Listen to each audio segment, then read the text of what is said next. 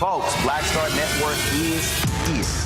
Oh, no punches! I'm real revolutionary right now. Support this man, Black Media. He makes sure that our stories are told. Thank you for being the voice of Black America, Roland. Stay black. I love y'all. All momentum we have now, we have to keep this going. The video looks phenomenal. See, there's a difference between Black Star Network and Black-owned media and something like CNN. You can't be Black-owned media and be scared. It's time to be smart. Bring your eyeballs home. You dig?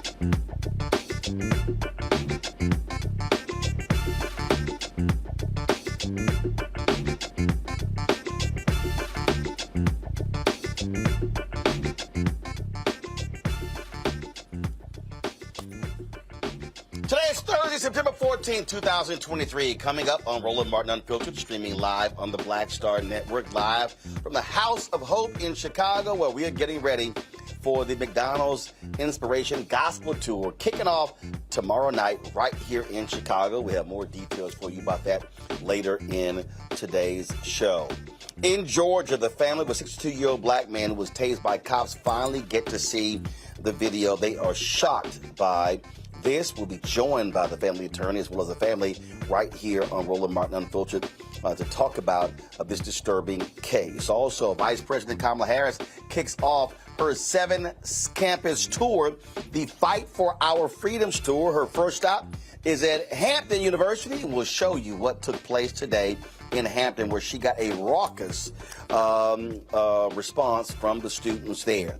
The child poverty rate has gone up. You can blame Republicans and Democratic Senator Joe Manchin for that after they'd gone down to a historic low. We have a conversation about that as well. Also, why did the black head football coach at Colorado State take a shot at Deion Sanders, talking about wearing a hat and shades when talking to grown people? Oh, wait until we show you what he said, and then wait until we show you how Deion responded. Oh, y'all know it's going to be a blowout when they play on Saturday. Folks, it is time to bring the funk on Roland Martin Unfiltered on the Black Star Network. Let's go. He's got it. Whatever the piss, he's on it. Whatever it is, he's got the scoop, the fact, the fine. And when it breaks, he's right on time and it's rolling. Best believe he's knowing. Putting it down from sports to news to politics. With entertainment just for kicks, he's rolling. It's on go, roll, roll, y'all. It's rolling Martin, yeah. Rolling with rolling now. He's funk, he's fresh, he's real, the best, you know he's rolling Martin now.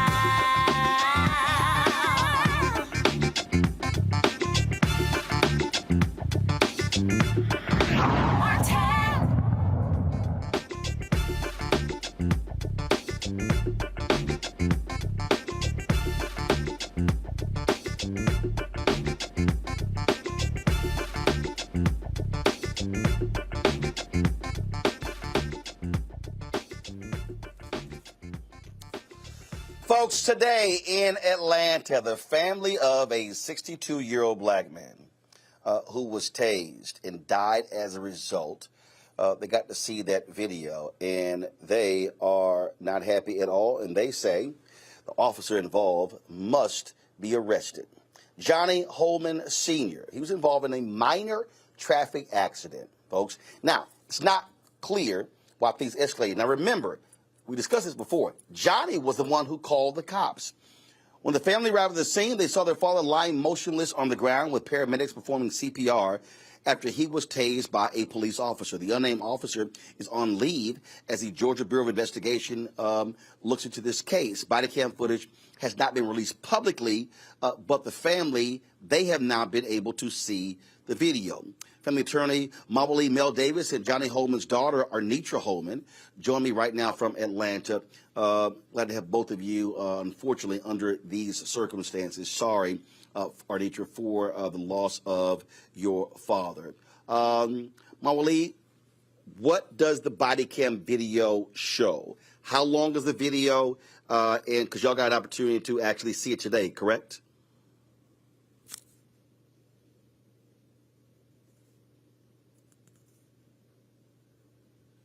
You're mute. Not sure why you're mute. Make sure you're not. Make sure your button is not. Yeah.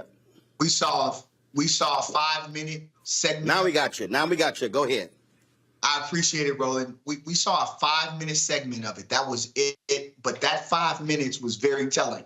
What we were confused about was what would be the basis to use force to tase someone after he waited for over an hour in a traffic accident. And what we found was that this officer was demanding that Mr. Hollman sign a ticket. And so Deacon Hollman was saying he wasn't responsible. He asked this young officer, 23 years old, if he could bring a sergeant out. The officer was so irate by this request. He says, you're going to sign this ticket. I don't care if you call your priest or your wife, but you're going to sign this ticket. And so as Mr. Hollman is saying, I'll sign the ticket, the officer grabs his arm, does a leg sweep, and takes him to the ground. And then he begins to push his face into the asphalt, and then he begins to tase him. So what we are very clear about, that this violence, this police violence used against Deacon Hollman was absolutely without any basis, none whatsoever. He was not fighting him. He did not have a weapon. There was no reason for this to happen. And in that video, the deacon literally says, I can't breathe, nearly between 13 and 16 times. He was calling out for help. It was deeply disturbing, and it was hard for the family to view. Okay. First of all, I know in some states you are required to sign tickets. In some other states, you don't have to. What does Georgia law say? Are you required to sign a ticket? You are, but there are two prongs to the signing of the ticket. The first thing the officer has to do is to tell you that by signing the ticket, this is not an admission of guilt. And the second is that if you don't sign the ticket, they will have to take you in front of a judge and that you can be arrested. The officer failed on the second prong. He did not do that. And this is strictly followed. In fact, there are cases that have been decided here in Georgia that says if you don't do both prongs, then any evidence, the arrest is unlawful. And that was the status that Mr. Hollman was in. Additionally, he never refused. He hesitated and he asked for a sergeant. But when the officer became more aggressive, he said, "I'll sign the ticket." He repeated it 3 times, and the officer ignored his willingness to sign the ticket and decides that he's going to take him down and then begin to physically assault him and tase him. Arditra, obviously, it had to be difficult to see this video because when y'all arrived, your father was motionless. I mean, so these literally are the last images of him being alive. Yes, very emotional. Remember when he was calling me. So he dialed my number to let me know what was going on, but he never actually got a chance to physically, like, speak with me. He had me on speakerphone. He called out for me twice. He said, baby, baby. And then after that, I could just hear the officer being very aggressive with my father. I could hear my father, asking him, like, why you doing an old man like me like this? And, I could just hear the officer still being aggressive, cursing at my father, using profanity. He was going back and forth with him. My father was telling him I did nothing wrong, and he was just trying to plead with him. And this officer was still aggressive. So for those 17 minutes and 46 seconds that I stayed on the phone, it was very disturbing to now watch this video because it only confirmed what I already knew. So when I initially got on the scene, those were my first words. Like, you killed my father. Like, y'all killed my daddy. Like, I knew the way they was beating his chest, trying to revive him. But once I didn't hear my daddy speak anymore, after he was asking for help, after he was telling them he could not breathe, I felt it in my spirit. My daddy was gone already. Well, Wooly, the thing that, again, it's a ticket. Right. So exactly. all the cop has to do is, as you said, read that stuff off. Here you go. And you say the video shows him saying, okay, I'll go ahead and sign the ticket. 3 times he says it. And Roland, here's what is so sinister about the way the city has moved on this. While we are in there watching the video, they release a statement that says they now have a new policy, which an officer will not arrest anyone for refusing to sign a ticket. Instead, they will just write refuse to sign ticket on the ticket and then allow them to go about their way. And they don't tell us that they're going to release this new policy. They just do it while we're inside, anticipating that when we come out, and the family literally, Arnitra fell to the floor when she saw that they killed her father over his hesitancy to sign a ticket. It just was, this is one of the worst that we have seen. And our firm has been handling cases in Georgia for 15 years. We haven't seen anything like this before because it's so illogical. He didn't have a weapon, nothing.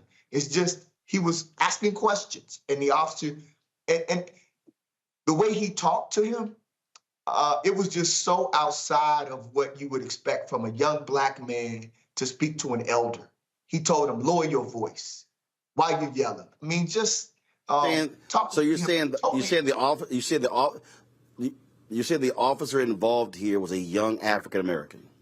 Yes, Officer Kimbrough, young African American who, again, I shared with some organizers earlier. This was totally outside the context of our culture as a people for a 23-year-old to talk to a 62-year-old in that way. The only place that you can do that is within police culture, right? And so this is the alien culture that Black, white, Latino officers adopt, a culture that says whatever or however you were raised, you can let that go. You don't have to respect anyone because you got a badge and a gun. And that is what's so troubling about the way this whole thing was handled. And so the family has been asking for this entire video to be released to the public. The world should see what happened to Deacon Hollman. They should see it. Beyond sad. Mawuli, Arditra, we certainly appreciate both of you joining us. Last question. Have the police indicated when they plan to release this body cam footage publicly? No. That's why we need your viewers, the listeners, to make the demand. This is about transparency and accountability. We are living in a world now where there's no reason to hold this kind of information. They released it in Tyree Nichols. They've released it in George Floyd. They've released it in all of these other cases. And Atlanta sits as the center of the civil rights movement. We have to do better. We have to lead in a way through our actions and not just our words. Indeed. All right. We surely appreciate you, both of us, being with us. Thank you so very much. Thank you. We appreciate you, Roland. Folks, we're going to talk about this on the flip side with our panel. When we come back from this break, if you're watching on YouTube, be sure to hit the like button. Also, we want those of you to support us in what we do by joining our Bring the Funk fan club. Your dollars are critically important for us to be able to do what we do. Send your check and money order to P.O. Box 57196, Washington, D.C., 20037-0196. Cash App is $RM Unfiltered. PayPal are Martin Unfiltered. Venmo is RM Unfiltered. Zelle, Roland at RolandSMartin.com, Roland at RolandMartinUnfiltered.com. Be sure to download the Black Star Network app, Apple phone, Android phone, Apple TV, Android TV, Roku, Amazon Fire TV, Xbox One, Samsung Smart TV. Don't forget you can watch us 24-hour, 7-day-a-week streaming channel on Amazon News. All you do is go to Amazon Fire, click Amazon News, and then you can also tell Alexa, if you have it, Alexa, play news from the Black Star Network. And we're also available on Plex TV. And so you pull up Plex TV, go to, again, search for Black Star Network, or you go to Live TV, click News and Opinion. You'll find us there as well. Finally, don't forget to get a copy of my book, White Fear, How the Browning of America is Making White Folks Lose Their Minds, available at bookstores nationwide. Ordered on Amazon, Barnes & Noble. Get it at Target, Books A Million. Download the audio version on Audible. We'll be right back. On his first day in office, with the country in crisis, President Biden got to work for us. Cutting Black child poverty in half, more money for Black entrepreneurs, millions of new, good-paying jobs. He's lowered the cost of living and prescription drugs. But there's more to do. He gets it, because we all deserve dignity, safety, respect, and a chance to do more than just get by, but to get ahead. I'm Joe Biden, and I approve this message. Next on The Frequency with me, Dee Barnes. Producer, writer, and activist Drew Dixon joins us for an honest conversation about Black women and trauma, right here on The Frequency on the Black Star Network. Hatred on the streets, a horrific scene, a white nationalist rally that descended into deadly violence. White people are losing their damn minds. As an angry pro-Trump mob storms the U.S. Capitol, we're about to see the rise of what I call white minority resistance. We have seen white folks in this country who simply cannot tolerate Black folks voting. I think what we're seeing is the inevitable result of violent denial. This is part of American history. Every time that people of color have made progress, whether real or symbolic, there has been what Carol Anderson at Emory University calls white rage as a backlash. This is the rise of the Proud Boys and the Boogaloo Boys. America, there's going to be more of this. Here's all the Proud Boys, guys. This country is getting increasingly racist in its behaviors and its attitudes because of the fear of white people. The fear that they're taking our jobs, they're taking our resources, they're taking our women. This is white fear.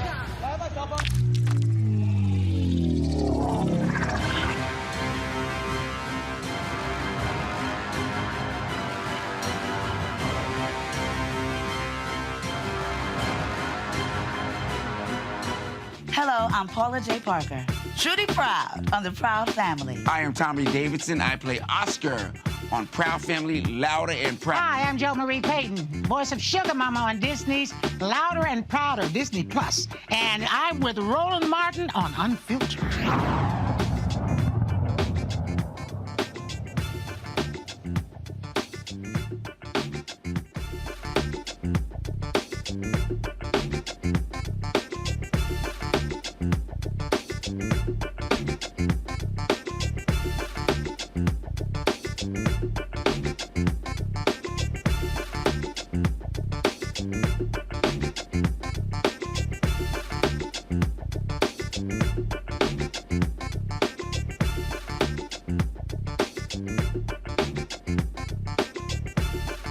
Roland Martin Unfiltered here on the Black Star Network. My panel, Dr. Greg Carr, Department of Afro-American Studies at Howard University, joining us out of D.C. Reese Colbert, host of the Reese Colbert Show on Sirius XM Radio out of D.C. as well. Lauren Victoria Burke, Black Press USA out of Arlington, Virginia.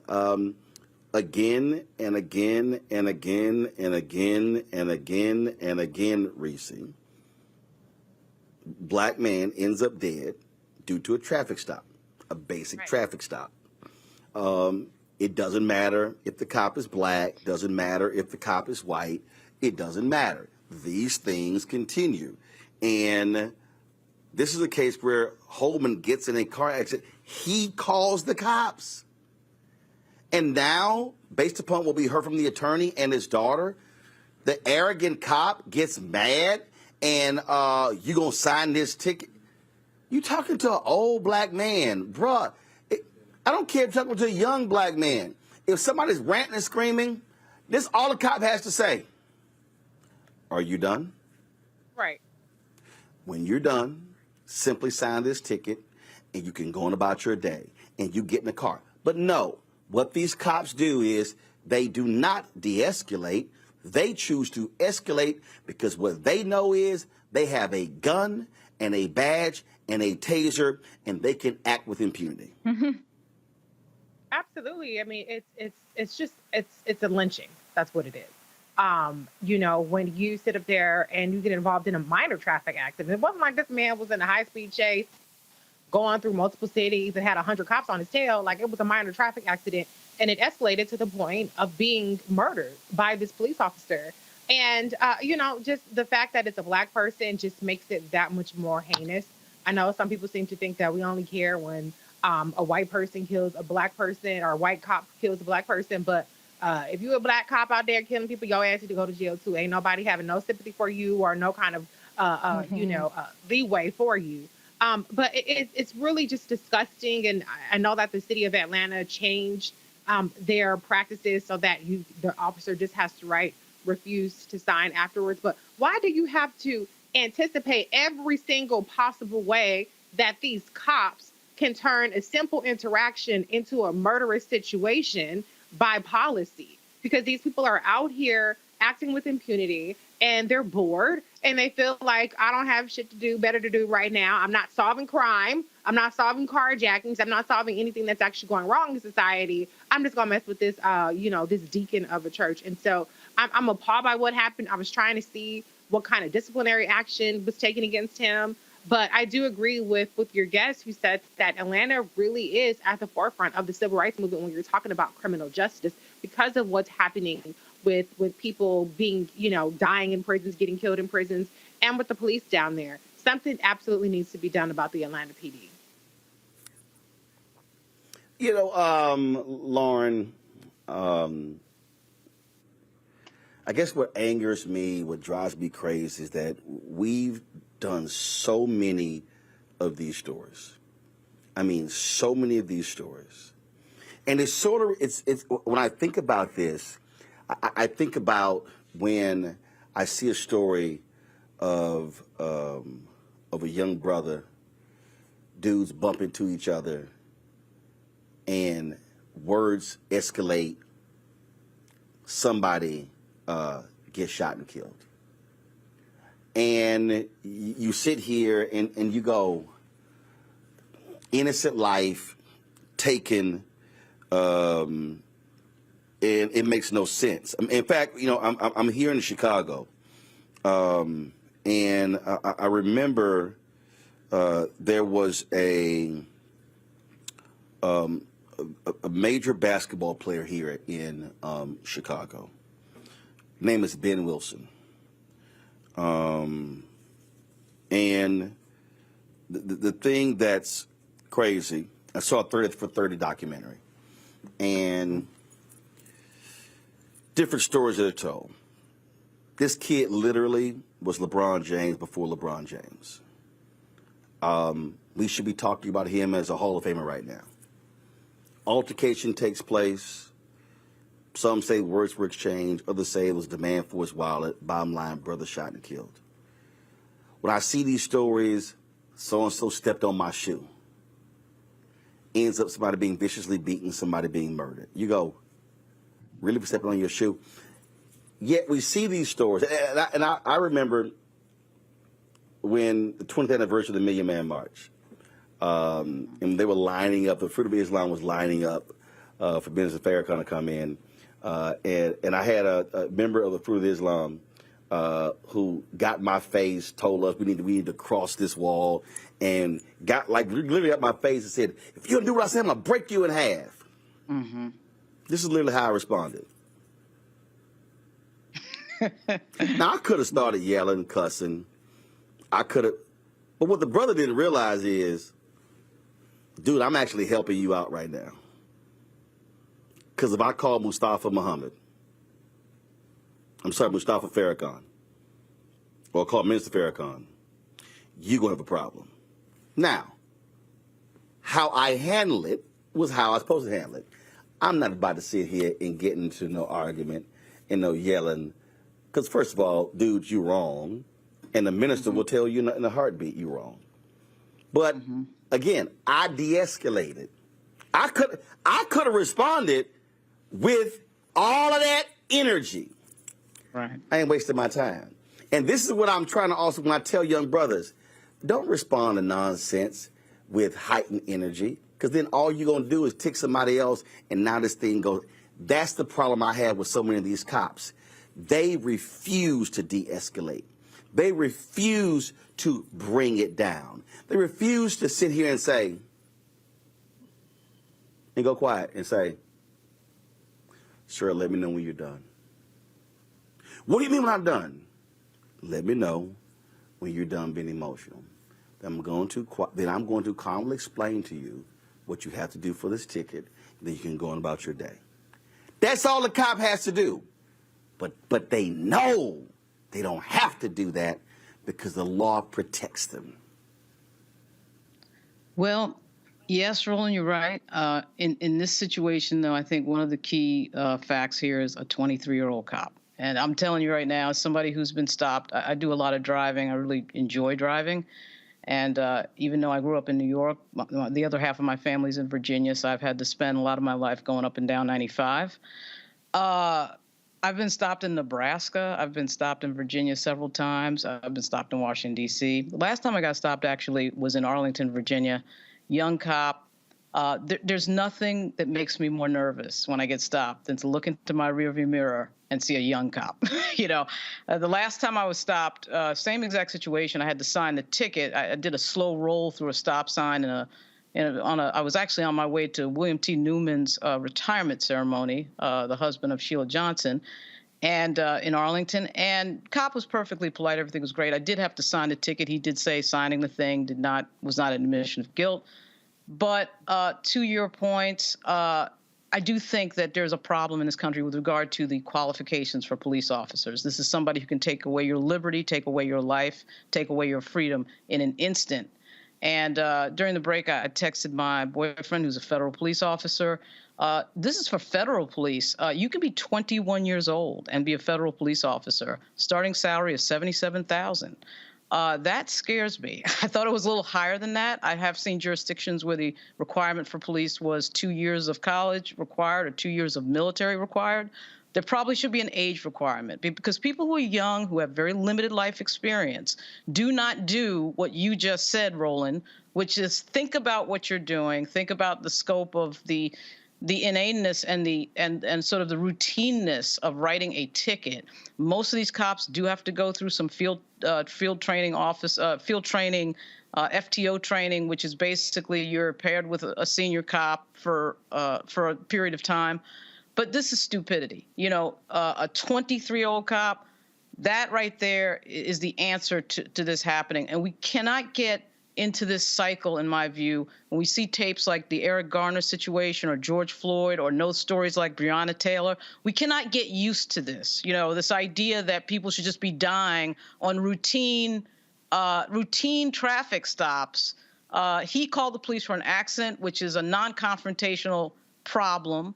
And somebody ends up dead because a 23-year-old cop decides to escalate instead of de-escalating. So the age of the cop, I think, is a huge factor here. But also, to Reese's point, we've got enough law enforcement in this country. You know, when people are getting stopped for these trivial matters and these jurisdictions are making money off of it, after what we saw with Jennings, with the Ferguson thing, with Michael Brown being shot for absolutely no reason, there's something going on with, I think, having a few too many cops around, because this is the type of trivial type of thing that should have never led to any of this. So there it is. You know, I was, Greg, I was talking to comedian Gary Owen, and he was an MP when he was in the military. And when I had my TV One show, and I think we were discussing, I think we probably had one of these stories where somebody had been shot and killed by cops. And Gary was on for something else, but he wanted to comment. And I remember him saying, he's like, I was an MP. He said, and I can tell you, he said, I dealt with drunk colonels, generals, privates. And he said, I probably de-escalated far more situations when I could have easily escalated. And that's what we're talking about here. If we roll through all of these previous examples of story after story, somebody being pulled over for a light, a license plate, a tag hanging from, in nearly all of those cases, it's a cop just, you know, all the bravado, as opposed to bringing it down and calming people. I remember the Sandra Bland case. That cop knew at the moment, he knew how to agitate her. And remember when she was just, he goes, are you finished? And then ordered her to put out her cigarette. And he knew she was agitated. And he knew she was going to say no. And it was no basis for him to say, put the cigarette out. But he knew at the moment he gave a lawful command for her to get out of the car, she had to comply, even if she knew it was wrong. And that's why she got arrested. And that's what too many of these cops do. This is the kind of crap they pull. And you should have police chiefs who say, that's not the kind of person I want on my police force. You're gone. Absolutely, Roland. Well, and therein lies part of the problem. And of course, his authorization there in Texas was his shriveled manhood. These are human beings who are unfit for any office or any job that would have them with some form of unequal power relationship with other human beings. But that's why they apply for the job, these types, after all. You know, tomorrow will mark the 60th anniversary of the murder of Addie Mae Collins and Cynthia Wesley and Denise McNair and Carol Robeson in 16th Street Baptist Church. And today in class, I showed the students the story of the two young boys that were killed that day in Birmingham. Virgil Ware, who was shot by some punk white supremacists who were actually out celebrating the deaths at 16th Street Baptist Church. They were out celebrating, and they shot this little boy while he and his brother were delivering the Sunday newspaper, and he died in his brother's arms.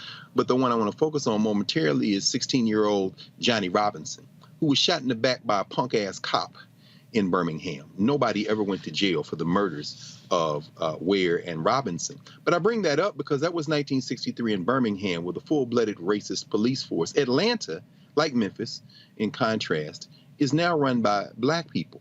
And Atlanta is probably the biggest and best case study in the United States of America on the triumphs and the limits of the civil rights movement. Just because you are black doesn't mean that you will do justice.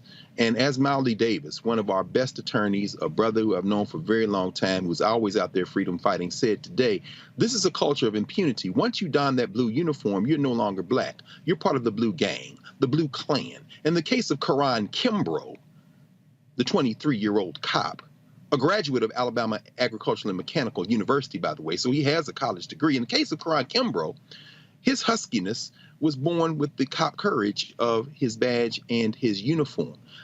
He not only needs to be punished, the Atlanta Police Department, again, black people, issuing a press release saying that this brother resisted arrest, and then very quickly, with the shriveled courage of their funky mechanism, their funky administrative mechanism, certainly in collusion with whatever lawmakers and policymakers are in the city of Atlanta at this time, decided to change the policy.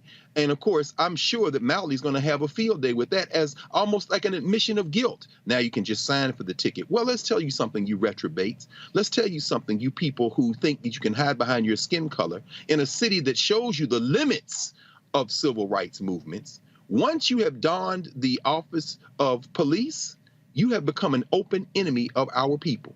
Again, I echo the words of Jay Dilla in F the Police. We could lose a few of them. We have enough of them. We have to understand that this is not going to end until we end it. And it's not going to be about electing black people to office. It's going to be about putting black policymakers in place who look beyond skin color to see the truth and justice. The police cannot be reformed. They must be dismantled and remade. Folks, hold tight 1 second. Got to come back.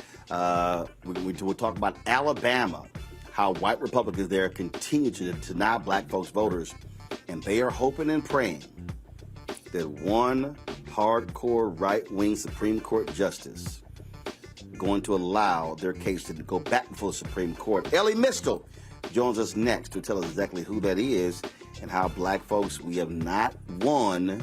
We've won a bunch of battles, but have not won the war when it comes to redistricting and the cheating out of power of black power. We'll discuss that next right here on Roland Martin Unfiltered on the Black Star Network.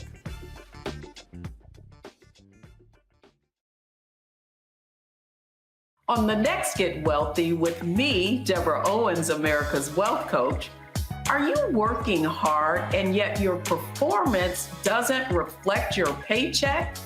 On the next Get Wealthy, you're going to learn some savvy career moves so that all your efforts actually show up in your bank account.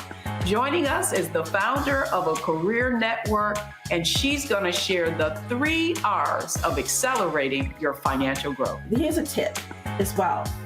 If you are an individual contributor and you desire to be a leader, do the work where you are now. Because if you do the work where you are now, when you do reach the level, you'll be prepared to stay there. Right here on Get Wealthy, only on Black Star Network. President Biden has delivered for Black America. More funding for Black entrepreneurs. Millions of new good-paying jobs. He's lowering the cost of medications and the cost of living. Joe Biden is delivering for us, and that's the facts. All change is not growth. Right. But thoughtful change is real good fertilizer. And that's what has been so beneficial to us. But you also were not afraid of the pivot. Well, and I'm a black woman in business. Come on, I don't care how I dress up. I don't care who I'm speaking with. I don't care what part of the world I am in. I still am a black woman in business. Being afraid of the pivot, being fearful of change is not what got me here. Respectful of change. Respectful of pivot, yeah. Fearful? No, no.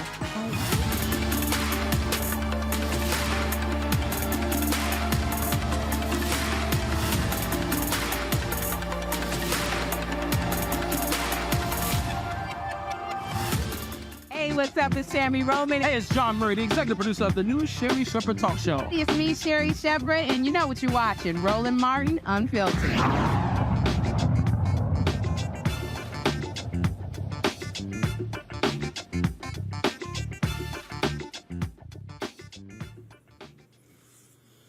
Folks, welcome back to Roland Martin Unfiltered right here on the Black Star Network. Ooh, white Republicans in red states right now are scared to death that the Supreme Court may not let them keep screwing over black voters. Alabama has been now denied several times by a 3-judge panel there in the Northern District. And now they are trying to appeal to the Supreme Court.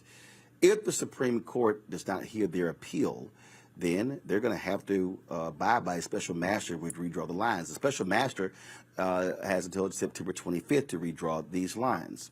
So what could happen here? Well, Elie Mystal of The Nation wrote a piece where he said the person who they are hoping and banking on is Supreme Court Justice Brett Kavanaugh. Elie joins us right now. Elie, glad to have you back on Roland Martin Unfiltered. Unpack why you lay out that Brett Kavanaugh is their secret weapon. They are just hoping he's the guy who goes, yes, Let's let them come back and re-argue this case.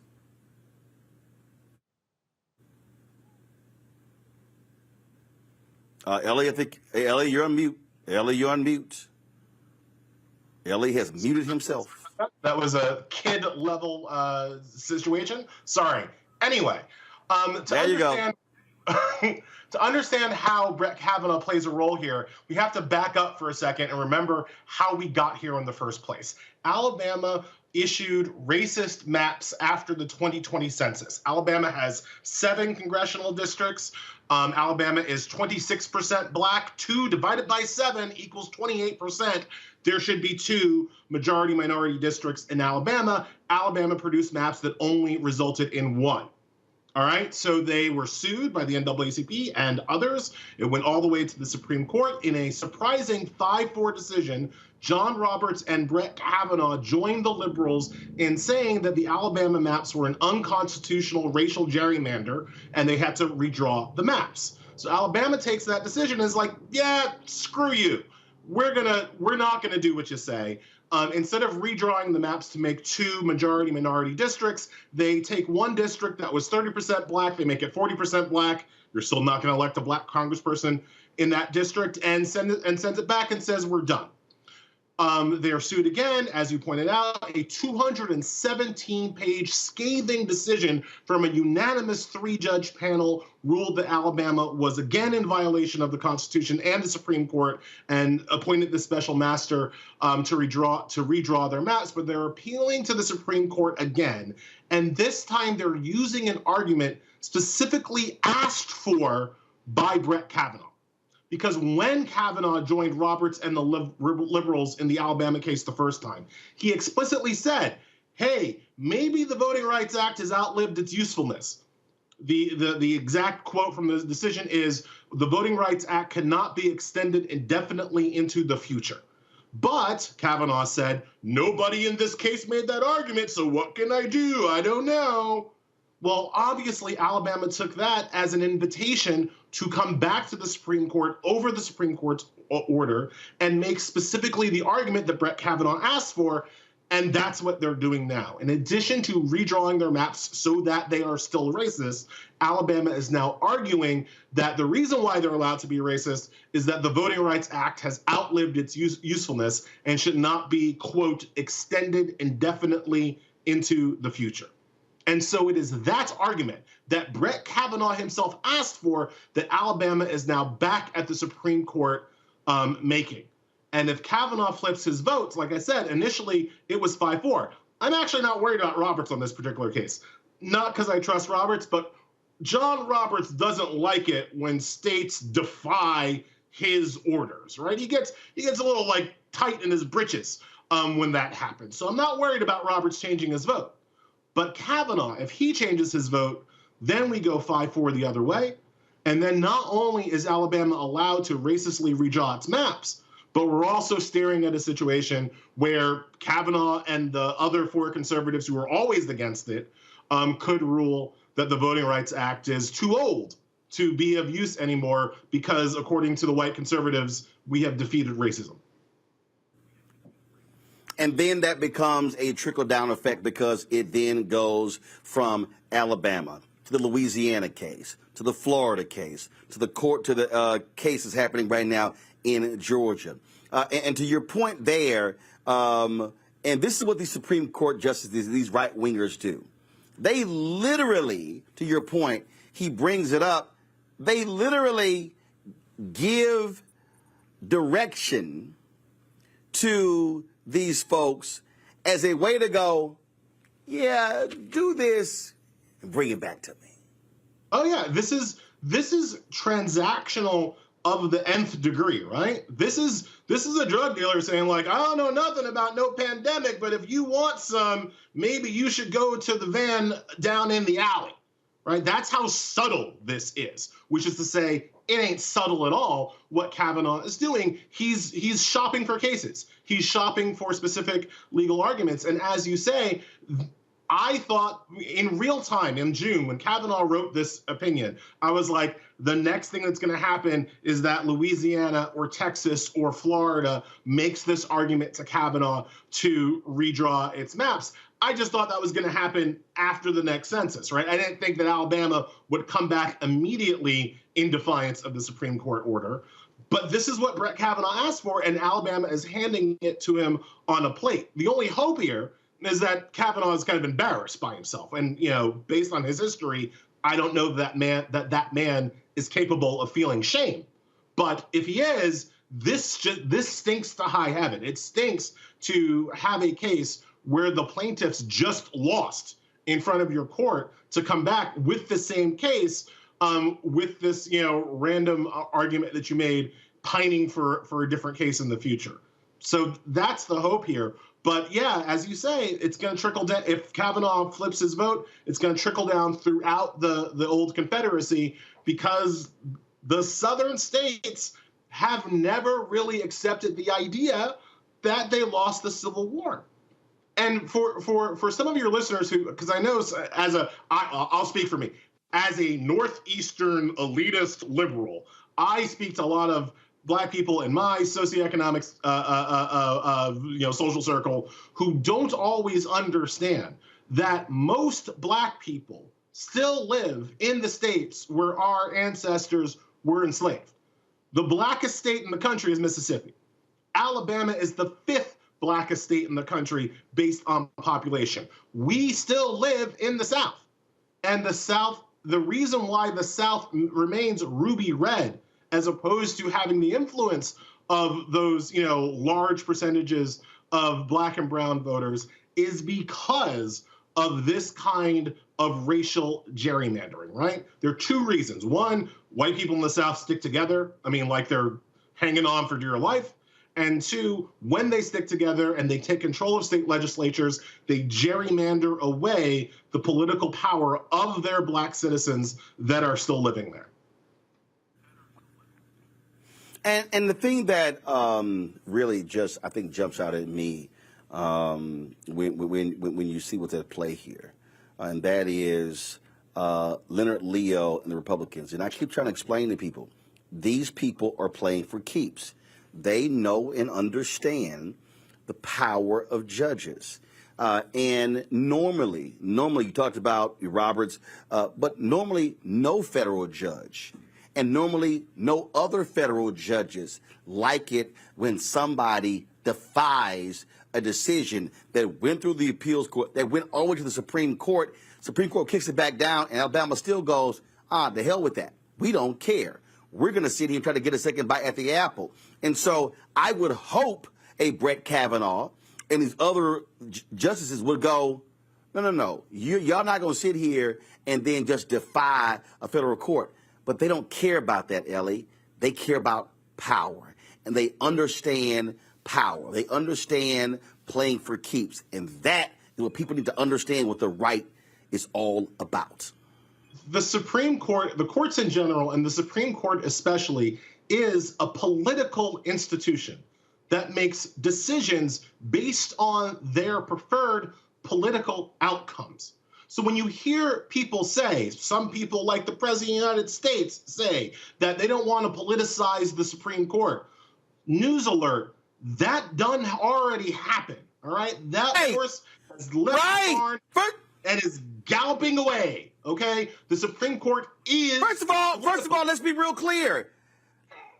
The person who's elected the president, he's going to pick someone from an ideological standpoint that's likely where he stands. It's rare a Stephen Breyer flips, I think it was Breyer, who was appointed by Republican and then basically became essentially, David Souter, appointed by Republican and became a liberal. So that's rare, it happens. And then the Senate is going to confirm somebody who likely that is along ideological lines. So yeah, I hate that crap when they go, no, we're the Supreme Court. We judge things evenly. Stop it. You're not. Right now, we have a hard right Supreme Court.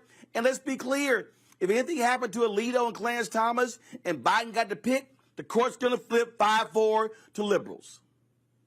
I mean, absolutely, right? The Supreme Court is out here picking political outcomes, right? And so the question really becomes, when you're looking at this particular case, is which political outcome does Brett Kavanaugh want? Because as much as he wants Republicans to win elections, when you're Republican and you already control the Supreme Court, you've got a vested interest in making sure that the Supreme Court is viewed as legitimate and their orders are enforced, because that's going to help your political side more than if people understand the Supreme Court should be ignored. Because I promise you, if Alabama gets away with ignoring the Supreme Court here, what happens next is that blue states start ignoring Supreme Court orders when it comes to guns, when it comes to abortion rights, and when it comes to voting rights, right? So if you're a conservative and you already are winning and you already control the Supreme Court, what's actually the smart play? Do you go with Alabama now because you're going to get an extra red state congressman in the 2024 election, which, look, it might matter. I mean, this is a very close Congress. 7 seats separate the majority from the minority. 1 seat is a big deal. But are you going to risk it all for the 1 seat? Or are you going to maintain the imprimatur of power that the Supreme Court has so that you can enforce all of the other conservative rulings that your court is likely to do? The smart play would be to deny Alabama's appeal, but we're talking about Brett Kavanaugh, who's not a smart man. And so that is why that is why I have concerns. That's why this all really comes down to where his vote's going to be in terms of hearing this appeal at all or its final decision.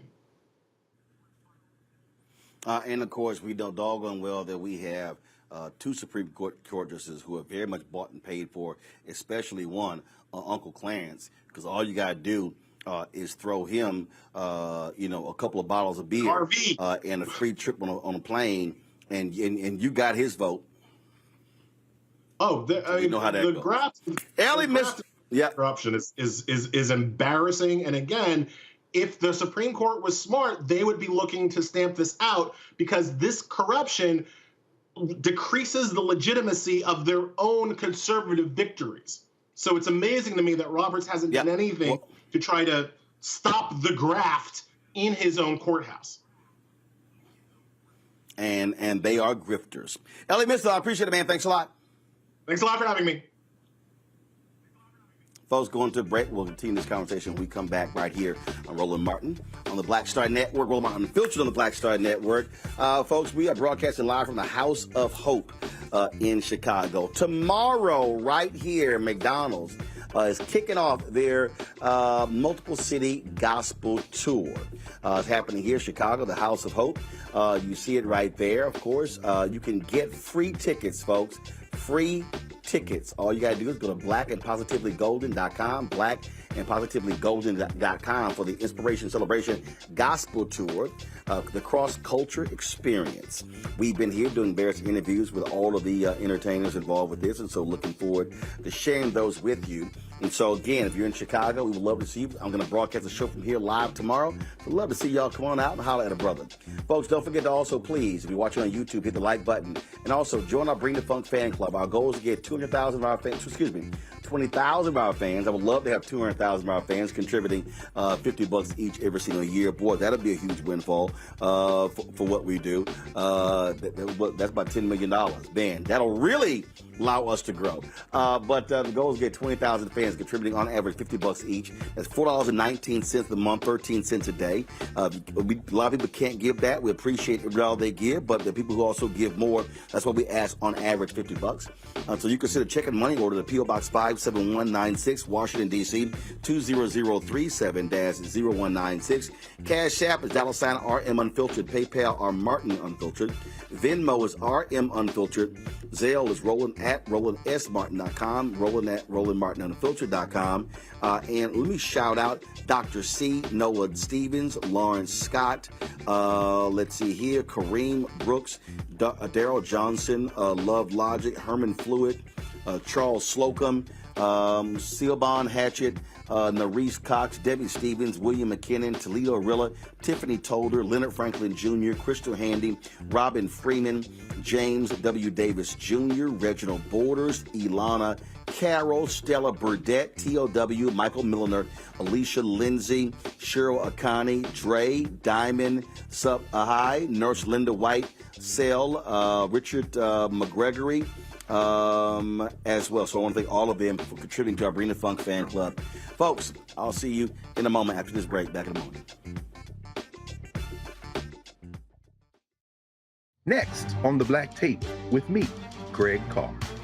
What do Deion Sanders, a lawnmower, and the phenomenon of invisible labor all have in common? They're all now part of, shall we say, a colorful lore at our historically black colleges and universities. Our Master Educator Roundtable convenes to explain it all as we explore the good, the bad, and the downright ugly of one of Black America's national treasures. That's next on The Black Table, right here on the Black Star Network. On a next, A Balanced Life with me, Dr. Jackie, we're going to be talking about common sense. We think that people have it, know how to use it, but it is something that people often have to learn. The truth is, most of us are not born with it, and we need to teach common sense, embrace it, and give it to those who need it most, our kids. So I always tell teachers to listen out to what conversations the students are having about what they're getting from social media, and then let's get ahead of it and have the appropriate conversations with them. On a next, A Balanced Life with me, Dr. Jackie, here at Black Star Network.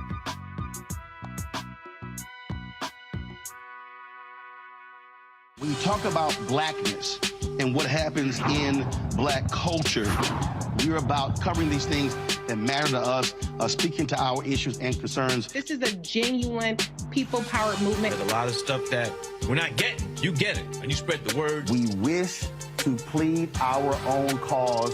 Too long have others spoken for us. We cannot tell our own story if we can't pay for it. This is about covering us. Invest in black-owned media. Your dollars matter. We don't have to keep asking them to cover our stuff. So please support us in what we do, folks. We want to hit 2,000 people, $50 this month, raise $100,000. We're behind 100,000, so we want to hit that. Y'all money makes this possible. Checks and money orders go to P.O. Box 57196, Washington, D.C. 20037-0196. The Cash App is $RM Unfiltered. PayPal is R Martin Unfiltered. Venmo is RM Unfiltered.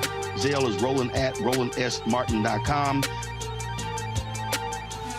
Bruce Smith, creator and executive producer of The Proud Family, Louder and Prouder, and you're watching Roland Martin Unfiltered.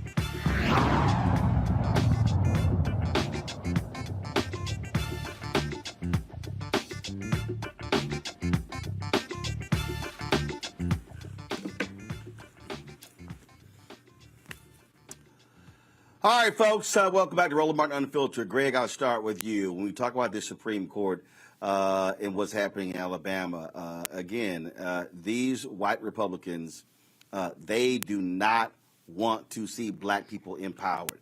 The Republican Party ain't looking out for black people. I don't know if you even think about voting for these evil folks and what they have planned for us. You got to be outside of your mind, and they absolutely do not want to see the Supreme Court say, nope, we've already decided, because they know what then is going to happen with the case in Louisiana, then Florida and Georgia, where we could literally see a pickup of 5 or 7 black seats. Absolutely right. I mean, and I don't blame them for what they're doing, because they're white supremacists. They realize that demographics are against them. And they realize that this demographic ticking time bomb is about to explode. There was an article in yesterday's Financial Times detailing how the Electoral College is slowly eroding in terms of the baked-in advantage to white supremacists that the Electoral College poses. In the election of 2024, they get a little closer to the tipping point. So shaving off a few seats in Louisiana or in Alabama could make all the difference in terms of their short-term and long-term plans. But I agree with Elie on this. They're playing a very dangerous game now.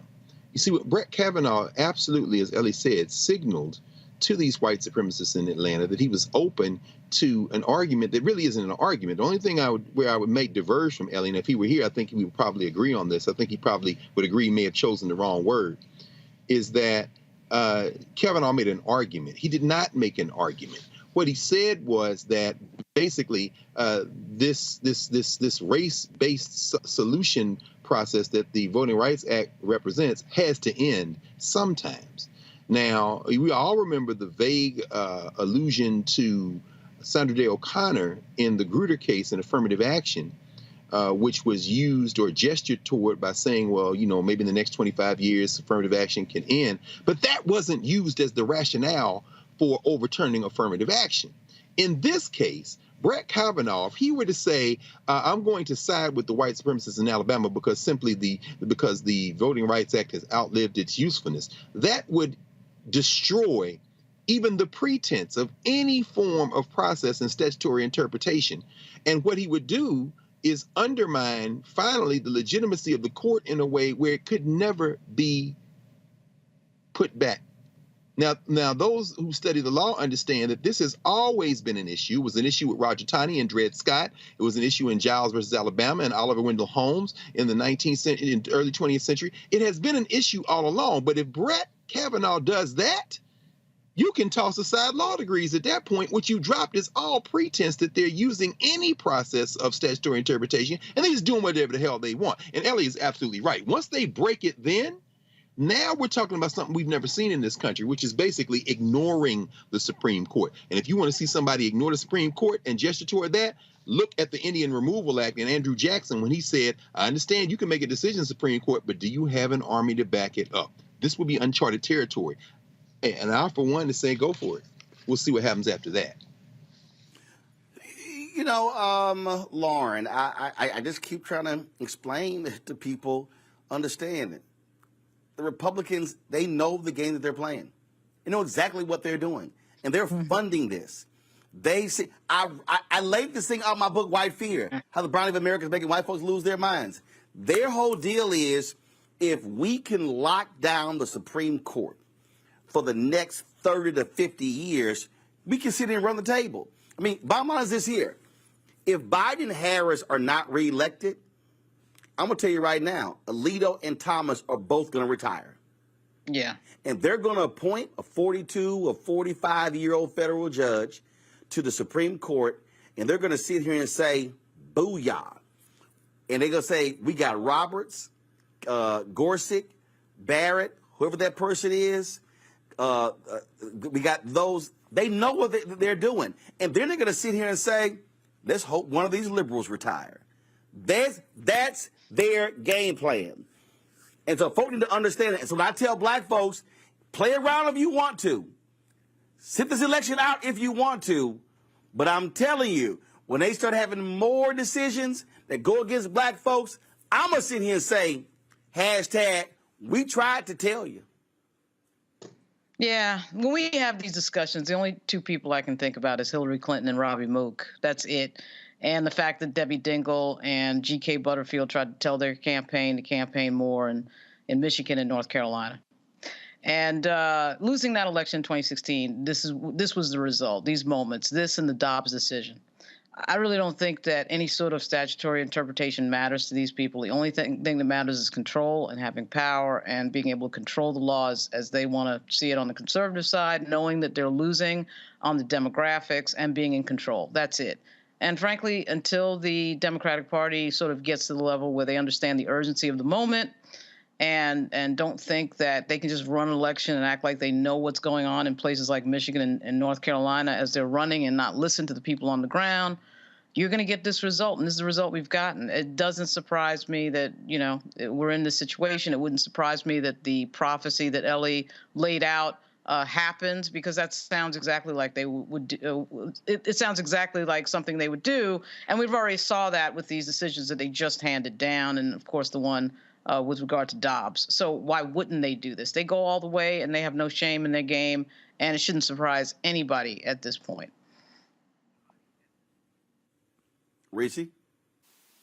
The bottom line is Republicans have said that they're going to do whatever the hell they want to do regardless. They've never played by the rules. They've only used the rules as a cudgel against Democrats who are so tethered to process and to precedent and a number of things.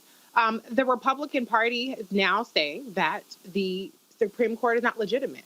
When you just completely disregard what the Supreme Court is saying and you try to play with fire and you give who gonna check me boo energy, that's already saying that the Supreme Court is not legitimate. I think what they're really at danger is, I think what the Supreme Court ruling in this Alabama case initially was trying to buy a little bit of time, trying to put a little bit of control, thinking that they can have a little bit of control on just the Republican Party now's desire to just go through straight fascism, completely authoritarian government, white nationalist government. And I think if they overturn this or if they allow the Republicans to do that, they're going to let a genie out of a bottle that they cannot put back in. They're going to say that our rule doesn't actually rule anymore. And they're giving open license to Republicans to go even further than they've ever gone. And that's really what's at stake at 2024. They're already pushing their limits all throughout the country. Not even, we talk about book bans, we talk about CRT, but they're actually usurping elected officials that are Democratic. Ron DeSantis down there has now removed 2 states' attorney. We've talked about on this show, Roland, many times, where what Abbott is doing in terms of the school boards and the school systems in Democratic-led states, or cities rather, they are going to open up a can of worms to where it's complete chaos and lawlessness. I don't know Black people are as prepared for this as they seem to be, but we've been sitting up here debating about who's dancing in wood or who's at what place or whatever little bullshit of the day, what Krishan and Blueface are talking about with their little custody situation. I don't know if we're as equipped to really deal with the Republicans completely unleashed. And that's what scares me more than anything about 2024. And they will be exactly that. All right, folks, we're going to a break. We come back. We're going to talk about the child poverty rate going up. Hello, Republicans and Senator Joe Manchin. This is all on you. That's next. And we'll talk about the black coach at Colorado State. Wait till I play for y'all what he said about Deion Sanders. And Deion did not waste time responding. Well, all of that in the second hour of Roland Martin Unfiltered right here on the Black Star Network. On his first day in office, with the country in crisis, President Biden got to work for us. Cutting black child poverty in half, more money for black entrepreneurs, millions of new, good-paying jobs. He's lowered the cost of living and prescription drugs. But there's more to do. He gets it, because we all deserve dignity, safety, respect, and a chance to do more than just get by, but to get ahead. I'm Joe Biden, and I approve this message. I'm Faraji Muhammad, live from LA. And this is The Culture. The Culture is a two-way conversation. You and me. We talk about the stories, politics, the good, the bad, and the downright ugly. So join our community every day at 3 p.m. Eastern and let your voice be heard. Hey, we're all in this together. So let's talk about it and see what kind of trouble we can get into. It's The Culture. Weekdays at 3, only on the Black Star Network. Next on The Frequency with me, Dee Barnes. Producer, writer, and activist Drew Dixon joins us for an honest conversation about Black women and trauma, right here on The Frequency on the Black Star Network. On the next Get Wealthy with me, Deborah Owens, America's Wealth Coach, are you working hard and yet your performance doesn't reflect your paycheck? On the next Get Wealthy, you're going to learn some savvy career moves so that all your efforts actually show up in your bank account. Joining us is the founder of a career network, and she's going to share the 3 R's of accelerating your financial growth. Here's a tip as well. If you are an individual contributor and you desire to be a leader, do the work where you are now. Because if you do the work where you are now, when you do reach the level, you'll be prepared to stay there. Right here on Get Wealthy, only on Black Star Network. Farquhar, executive producer of Proud Family. You're watching Roland Martin Unfiltered.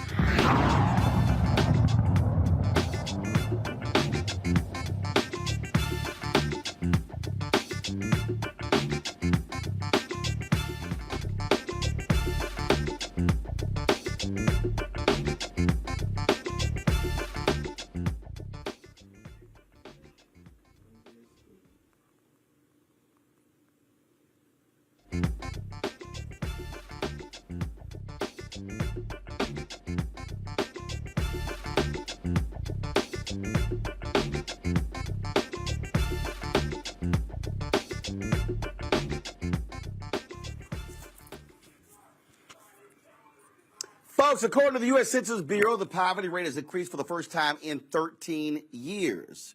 The supplemental poverty measure, which looks at government programs and tax credits designed to help low-income families, found in 2022, the poverty rate was 12.4%, up 4.6% from 2021. The poverty rate among children doubled from 5.2% in 2021 to 12.4% last year.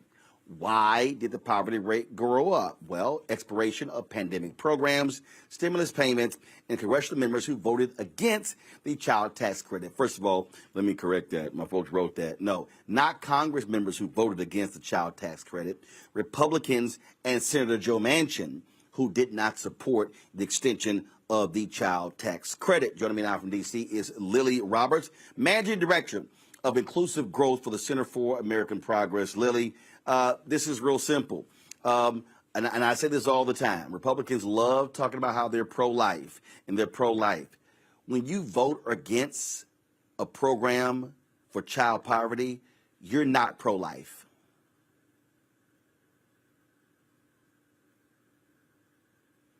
Lily, I think you're on mute.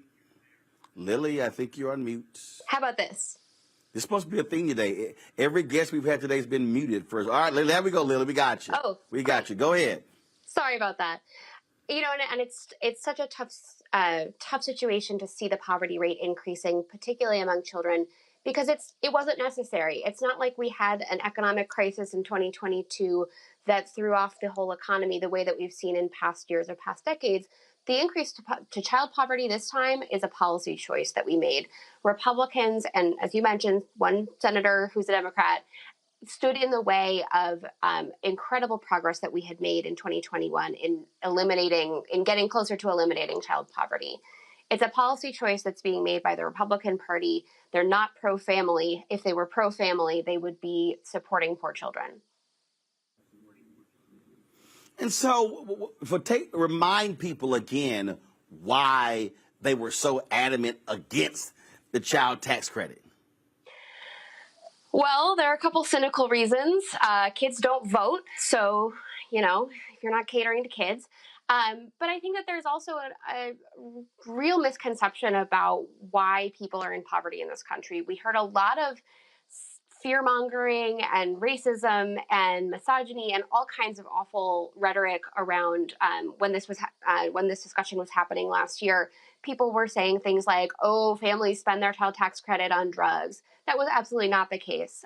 There was so much research showing that families spend their child tax credit to support their children.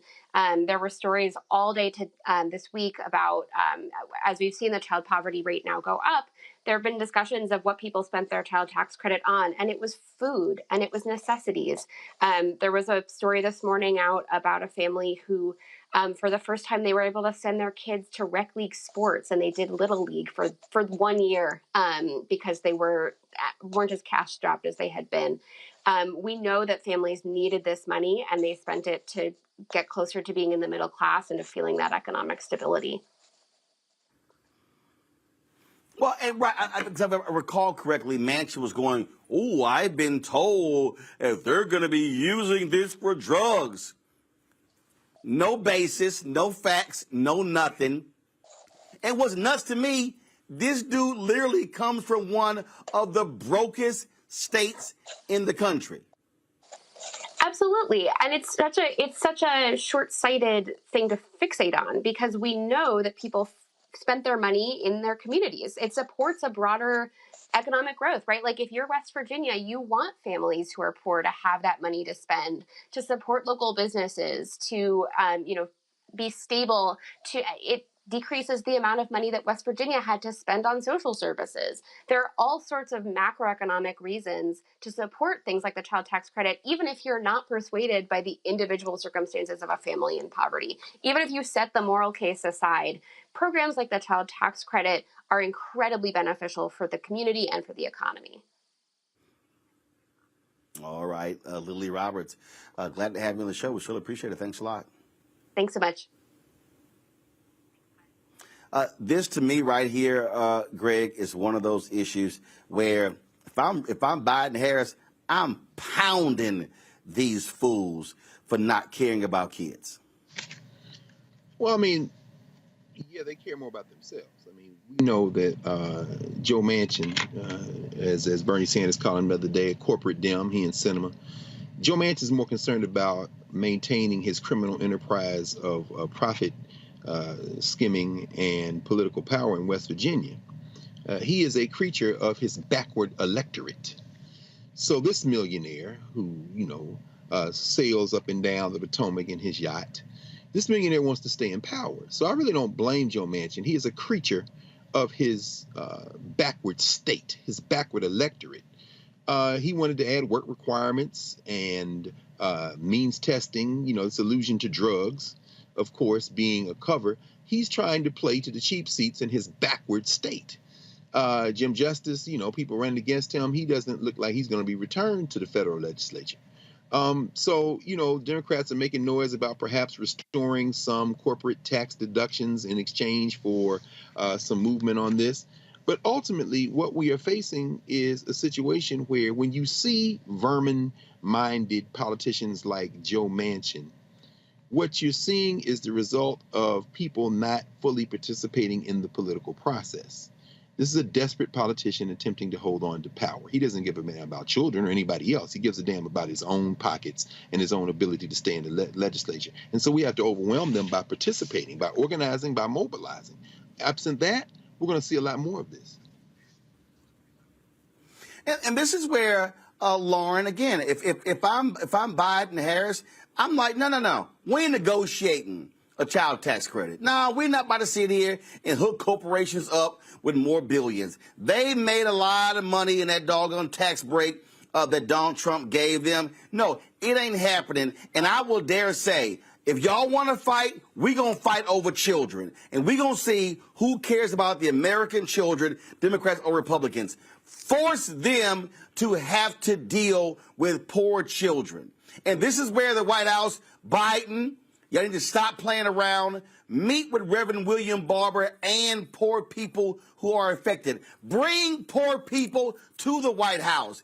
Put them up before the cameras and say, our Republicans, look these folks in the eye who are out there working their butts off, having jobs, trying to care for their kids, and y'all would rather give tax credits to corporations and not the poor children of America. Yeah, for some reason, both political parties do not like to talk about poverty or poor people. But when the conversation does come up, obviously, it's usually the Democrats. In fact, it's only the Democrats. And it's interesting that you bring up the president and the vice president today. They both had speeches today. And I don't think anything close to this came up. It didn't come up with the vice president. I didn't see everything that Biden said today in Maryland. But it is strange, Roland, that this is such low-hanging fruit in a world where we will send billions in our tax money overseas to various places. And yet this was something that was an obvious anti-poverty move and policy that worked, absolutely worked. When you're giving folks either $2,000 or I think the iteration last year was $3,600 per eligible child in tax credits. I mean, it actually worked. You saw the typical corporate class Republican politicians complaining about it.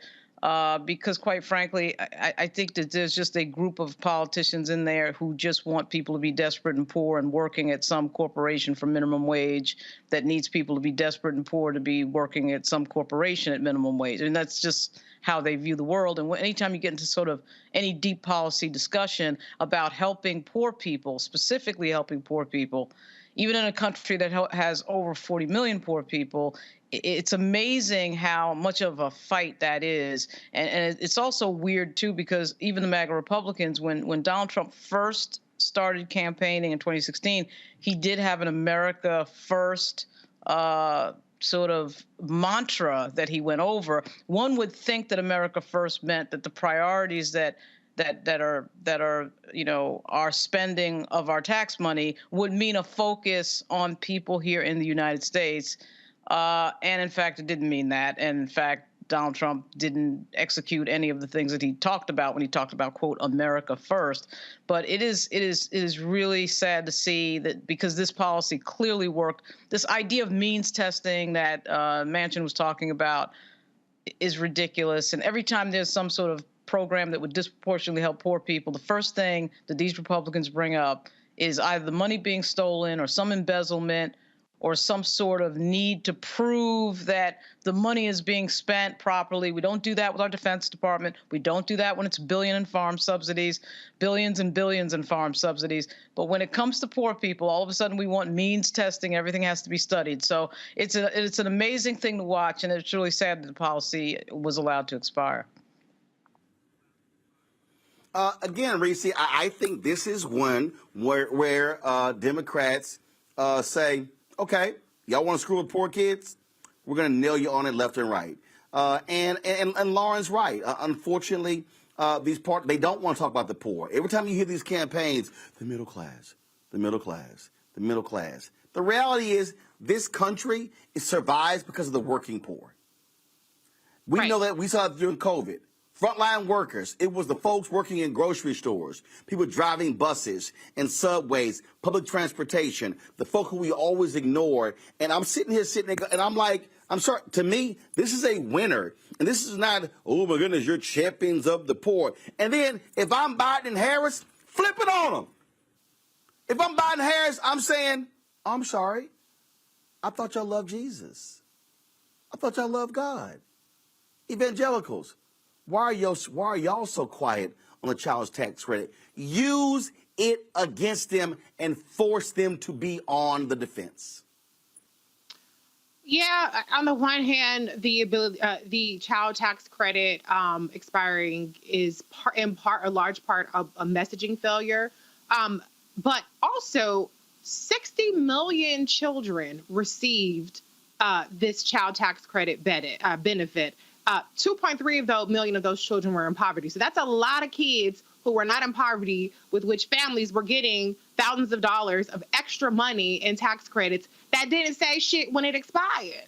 That is what's tripping me out. How do people with 61 million kids and the parents are getting money for those kids on a monthly basis or even at the end of the year, and don't nobody say a damn thing about Republicans? I remember when Vice President Kamala Harris was on with Charlemagne, and people could say whatever they want about her going on Charlemagne's show, and she was talking about this very issue about how the child tax credit lifted 50% of Black children out of poverty. And what went viral? Oh, why was she clapping back at Charlemagne? What were people saying in the comments? Well, I ain't got no kids. How is that benefiting me? Whenever I talk about the child tax credit. So I think, the reason why it's not as winning of a message is because people don't really give a damn about kids. If people don't have kids, they don't care. People who did have kids, apparently they didn't care that they lost the money from the child tax credit. And so until people who are actually voters hold Republicans accountable, and the fact that Republicans gained the House in 2022, despite the fact that they were hostile to millions of parents, is a testament to how people just are unserious about policy, about how people like to complain about both parties, but they don't hold the party that's actually increasing poverty and hurting American families accountable. And that's why I'm saying that you have to walk people through specifically how it's being done. And what I'm saying is, and I'm talking about, you use their own messaging against them. You use the evangelicals. You call them out. And you say, Franklin Graham, why are you not criticizing the right? See, look, if you're going to engage in war, you got to fight. And I'm not interested in being nice with these people. I'm saying you must go after them and go for the jugular. That's what you got to do. Got to go to break. We come back. Vice President Kamala Harris starts her 7-city HBCU tour. She started at Hampton University. We'll show you what took place today and talk about that as well. You're watching Roland Martin Unfiltered on the Black Star Network. On a next, A Balanced Life with me, Dr. Jackie, we're going to be talking about common sense. We think that people have it, know how to use it, but it is something that people often have to learn. The truth is, most of us are not born with it, and we need to teach common sense, embrace it, and give it to those who need it most, our kids.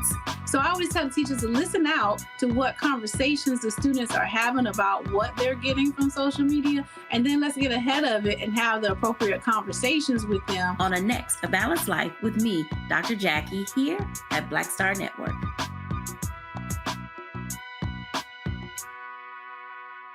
All change is not growth. Right. But thoughtful change is real good fertilizer. And that's what has been so beneficial to us. But you also were not afraid of the pivot. Well, and I'm a black woman in business. Come on, I don't care how I dress up. I don't care who I'm speaking with. I don't care what part of the world I am in. I still am a black woman in business. Being afraid of the pivot, being fearful of change is not what got me here. Respectful of change, respectful of pivot, yeah. Fearful, no, no.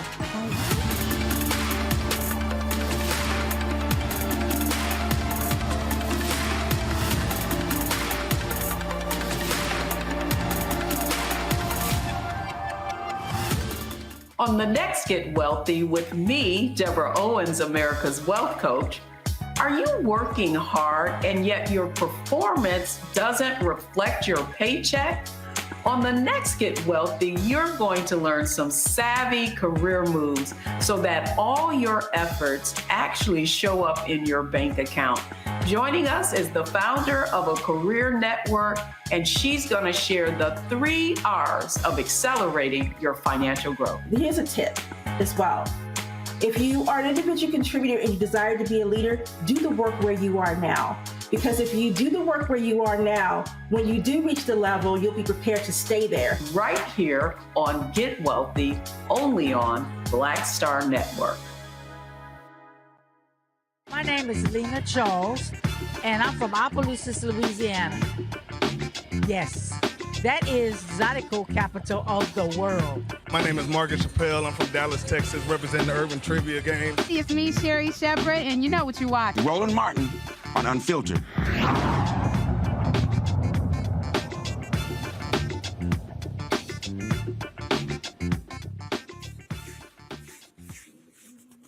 Folks, Vice President Kamala Harris kicked off her Fight for Our Freedoms tour today at Hampton University, a 7-state college tour. Man, listen to this. A lot of the young people here voted for the first time in 2020, 2022. Hold up, stop, hold up, stop. Come back to me. Okay, first of all, y'all, I don't want to play the soundbite yet. I just want to show you what the initial reaction was, okay? Students were absolutely excited to hear from the vice president. That also defies a lot of these people out here who keep saying stuff like, ooh, black people are not really excited about Vice President Kamala Harris. I will get to that in a second because Reese has some things to say about people with Ball Alert, The Shade Room, and Hollywood Unlocked.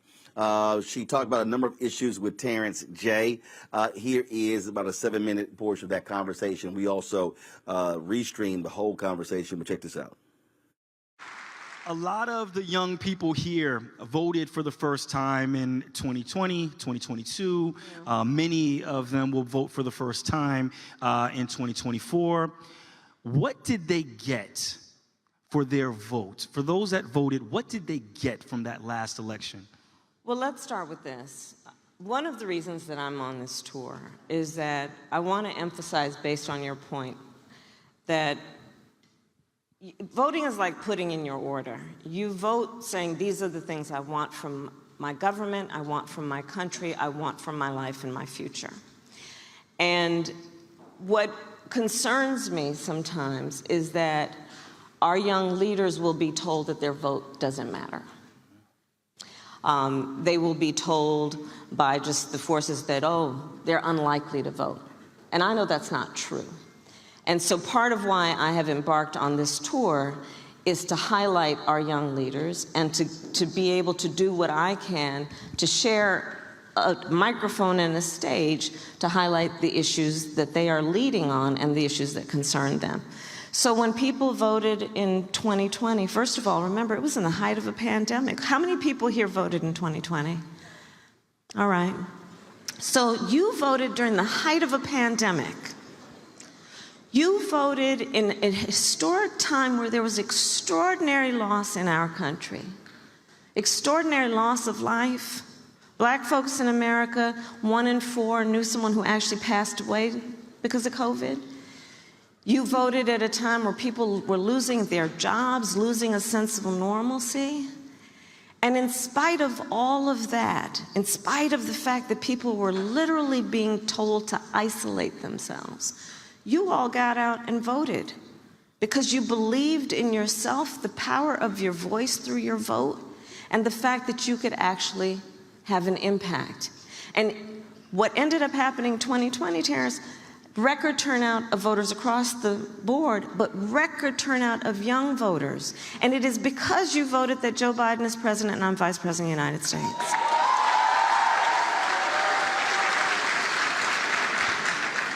But that's not where it begins and ends. You voted and said, we are acutely aware that our entire lives, we have been aware of the climate crisis. You have turned me on to a phrase that so many young leaders have coined, that is to talk about climate anxiety. The fear that our young leaders have about what their future will be. What will it be in terms of their ability to have children, to buy a home with these hurricanes and floods and wildfires?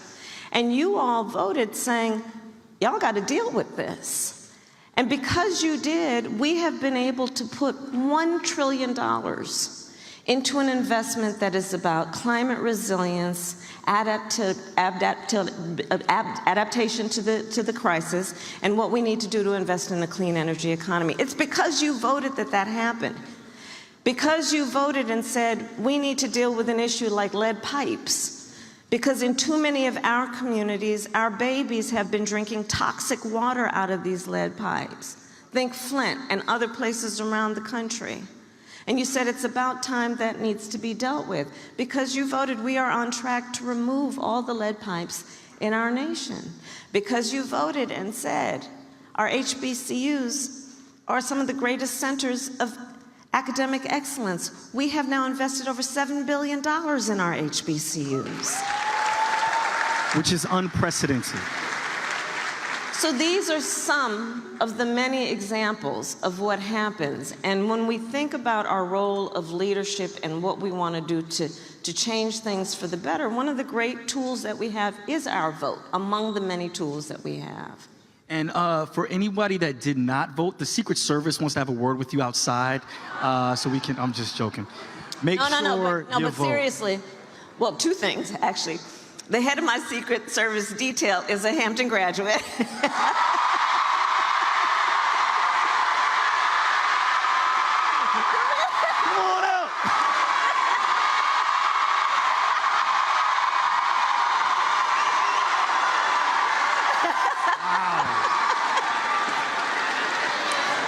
I saw him back there. So you know. I saw him like the bodyguard. He was scoping the whole room. But also, we do have voter registration on campus today. And in fact, you guys have a very important election coming up in Virginia. And early voting starts September 22nd, which is in 8 days. And I would urge everybody who can register to vote here to do so and to make sure that you vote, because there are a lot of big issues on the stake. Absolutely. And, you know, all jokes aside, their vote is under attack. Yeah. There are a lot of communities across the country whose vote is under attack, but specifically young people. Can you talk a little bit about that? I've been traveling our country and the world, but I've been traveling our country, and I will tell you, when I look at what is happening in all of the regions of our country, in different places, I believe there is an intentional, full-on attack against hard-won freedoms and rights. And I'm talking about the freedom to make decisions about your own body and the choices you will make about your future connected with that. The freedom to vote, the freedom to be and love who you love, the freedom to be free from gun violence and the fear of that, the freedom to have opportunity and know that it will be a priority to recognize where there have been historical disparities and to deal with that. The freedoms that are under attack right now in our country are very real.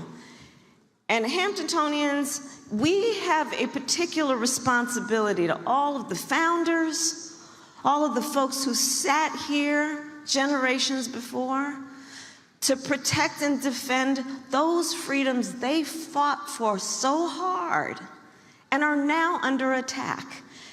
And so when I think about a moment like this, I think about it being a call to action and a moment where we recognize that we can never take anything for granted.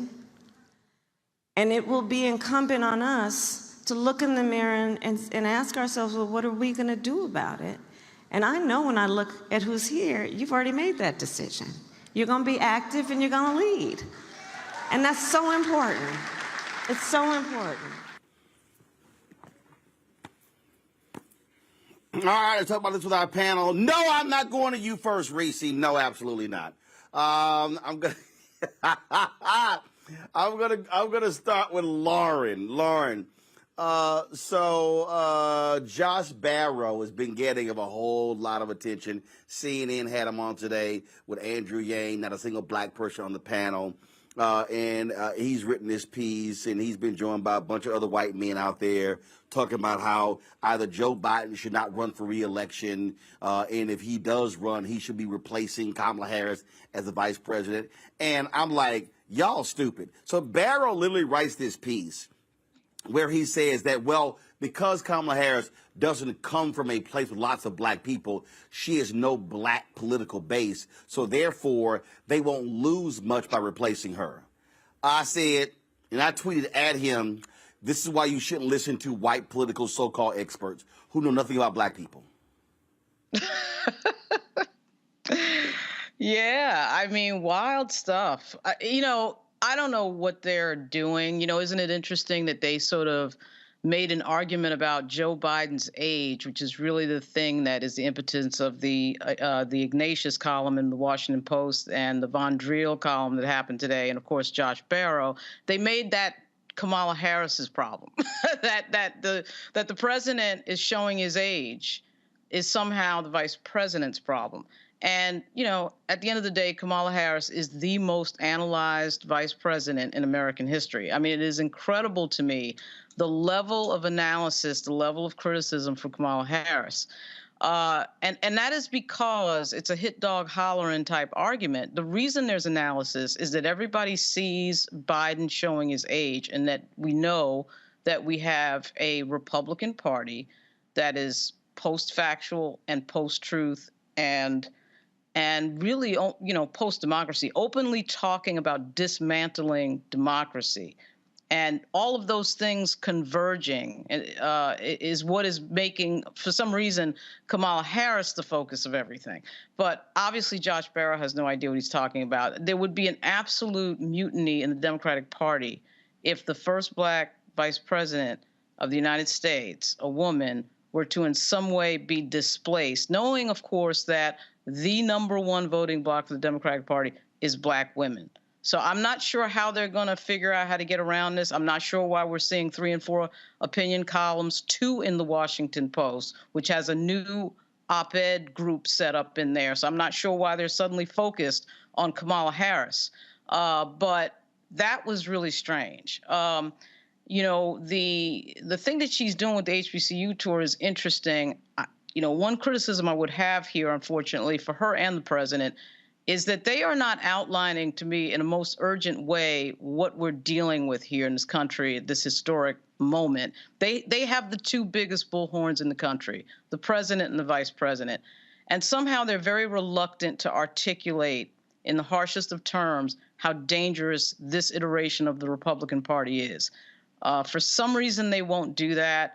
I think the tour is generally a good idea. She talked about voting rights. There's sort of a peripheral discussion that was going on there when they gave the students a chance to talk and ask some questions. They asked about guns and sea level rise.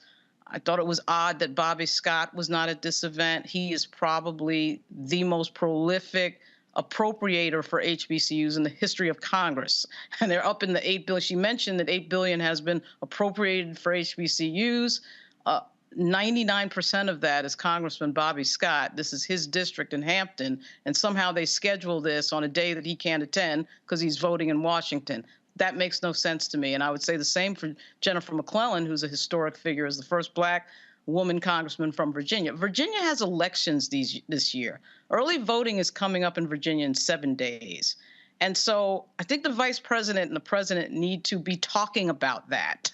And they need to be talking on a continuous basis about how dangerous Donald Trump and his friends are. And they're not really doing that. But as far as what you just said about Josh Barrow, you're absolutely right. And this is a really crazy moment where we see a bunch of columnists come out of nowhere to go after the vice president. They mention the president, and then they're going after the vice president. So that's a really strange situation. The thing here, Greg, which I just find to be utterly hilarious when I see all of these pieces and I see these things written. Did I miss something? Did Joe Biden ever say, if I run for president, I'm not going to seek a second term? This man has wanted to be president of the United States his entire damn life. He has wanted to be president forever. He ran 3 times before. There is no way Joe Biden was ever going to say, I'm only going to serve 1 term. I keep telling people, y'all can't get mad at Joe Biden being old, because he was old when he ran in 2020. The moment Joe Biden got elected, Joe Biden was like, oh, I'm running for a second term. That's one of the reasons why a lot of people who were around Biden were the ones in the White House who were throwing darts at Kamala Harris the first 2 years of being vice president. A lot of those stories you heard dogging Kamala Harris were coming from the inside. Of course. From the inside.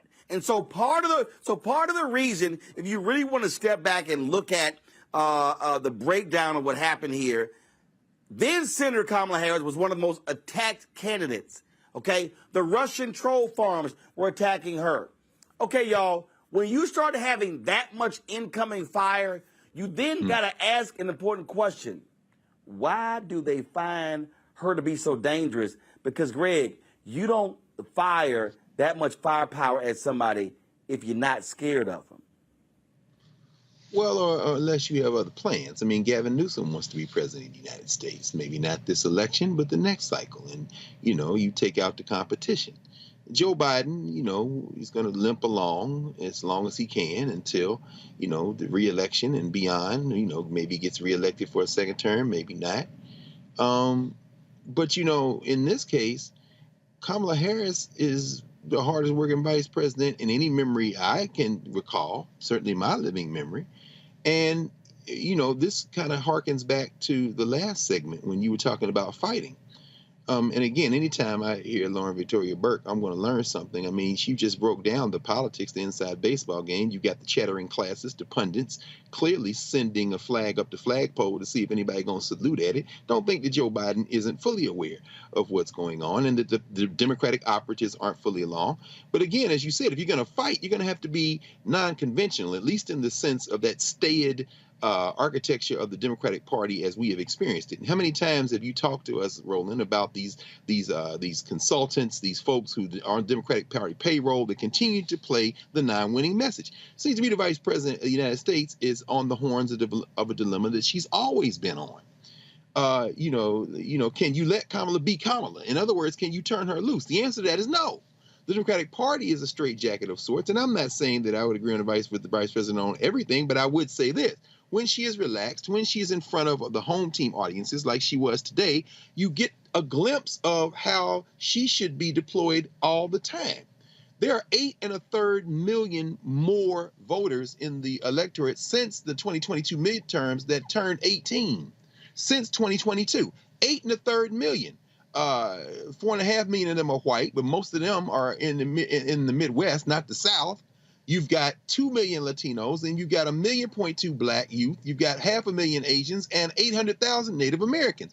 Why is that important and germane to what we're talking about right now? She talked about it in passing. There's an election in Virginia. They're going to pump Glenn Youngkin's wet towel ass up to be a standard bearer for the white nationalist party in the coming years. If not, perhaps even in the current election cycle, although he's kept the billionaire class, the donor class at bay so far. But what we see with Kamala Harris is someone who, if they just let her go out there and organize and continue to not only spread the message like she did today, but really work outside the confines of this white working class obsessed Democratic Party might be able to pull out of the fire some local elections, some congressional seats, and a presidential election that will keep us from facing the reality that the white nastas have thrown all caution to the wind and are simply engaged in primal screen politics. We're not going to do that because the Democratic Party is still centered in whiteness. And Kamala Harris is certainly a case study in what happens when a party centered in whiteness attempts to tiptoe around the elephants in the room, and the elephants in this room in this case are white nationalism and the Republican Party. All right, I know you've been just holding your tongue, just waiting to talk, Reese. I saw one of your posts where you had a few words to say, not only to the white political pundit class, but also to the black folks who always hating on the vice president. You mentioned a couple of these black blogs. I mean, this is how crazy some of these people are. I posted a video on my Instagram of the vice president dancing at the hip hop concert. And you had some of these Simple Simons hopping on there. Oh, this is how they trying to get the black vote. And they would just trash her left and right. And I was kind of like, you idiots do know that numerous presidents and vice presidents have hosted numerous concerts with black people, white people, Yo-Yo Ma, country artists, gospel artists. I mean, we can go down the whole line. But oh my goodness, she trying to sit here and use hip hop to get the black vote. And I'm just sitting here going, some of y'all are really just some dumb people. But I think what some of these people do is they take that and then run with it. What you're seeing here with the constant attacks on Vice President Kamala Harris really deals with folk who, again, who are sitting here who want to, as I think Greg said, want to position their candidates. Mm-hmm. Absolutely. I firmly believe, I firmly believe this. I don't think Joe Biden wanted to pick Kamala Harris as his VP. Mm-hmm. I think he wanted to pick that governor in Michigan. And I remember when he told Congressman Jim Clyburn, "I'm torn between my head and my heart." Clyburn said, "Well, you need to go into a room and reconcile your head and your heart and make a decision." And I think that was the case, because here's the deal, and this ain't no lie. Joe Biden ain't president of the United States if that black woman not VP. Period.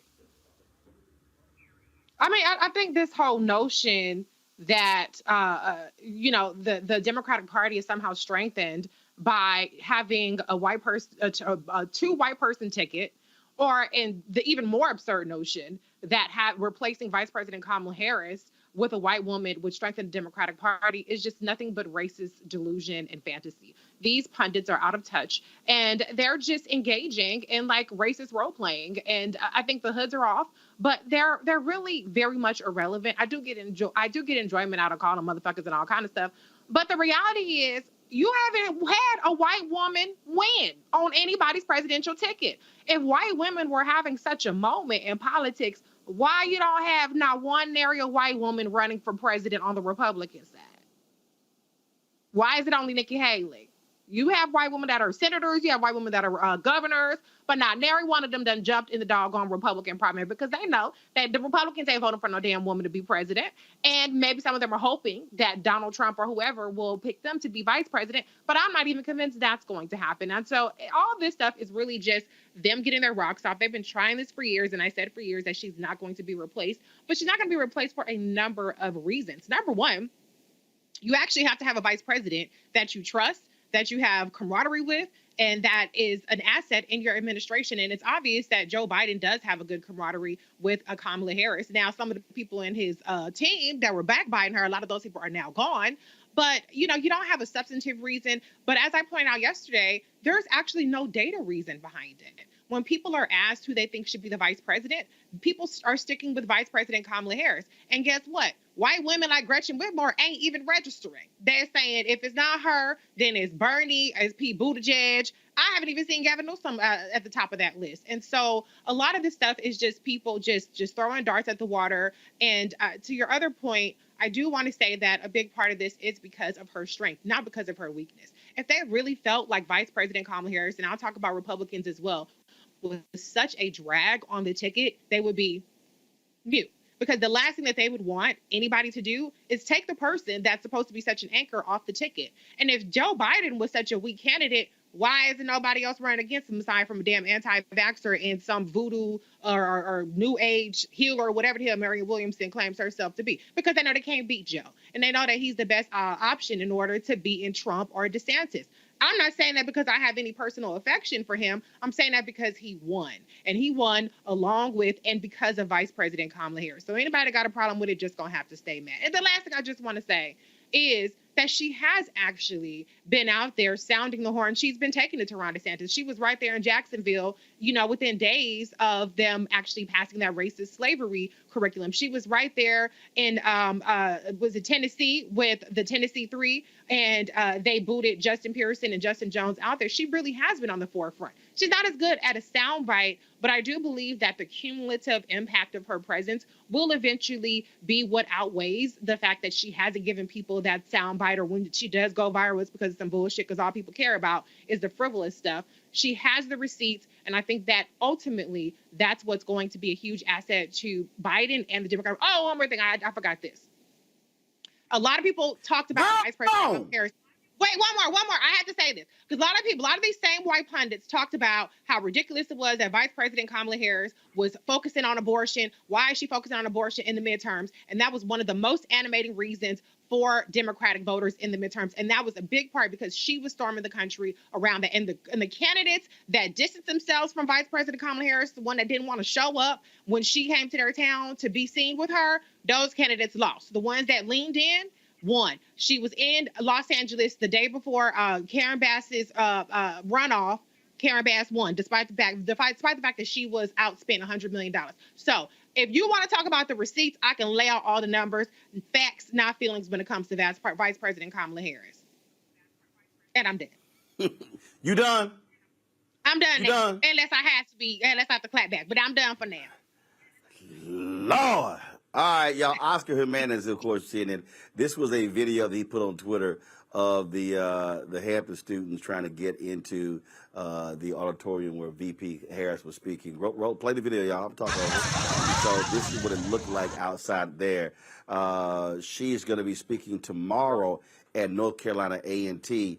And I really hope Sherry Beasley and the white political consultants are going to be watching the reception that the VP gets at North Carolina A&T, because to Reese's point, what she just said there, Sherry Beasley, when she was running for the United States Senate, did not want to appear. So she did not appear at events with Vice President Kamala Harris because her white consultants told her not to. That was the stupidest thing in the world. And I was talking to some people in Milwaukee. Mandela Barnes did not appear at an event with President Joe Biden, and he's running as well. I just think that's the dumbest thing in the world, that you listen to these stupid consultants who go, oh, don't appear with the president who won Wisconsin. Don't appear with Vice President Kamala Harris. Sherry Beasley's campaign didn't even have Vice President Kamala Harris at a HBCU. And isn't a Beasley an AKA? Hello. That to me was dumb. That's just me. All right, y'all. Speaking of dumb, why does the black head coach at Colorado State say some crazy stuff about Deion Sanders when they gonna play Deion's Colorado Buffaloes this Saturday? Deion did not take him long to respond. We're gonna show y'all and talk about that next right here on Roland Martin Unfiltered on the Black Star Network. All change is not growth. Right. But thoughtful change is real good fertilizer.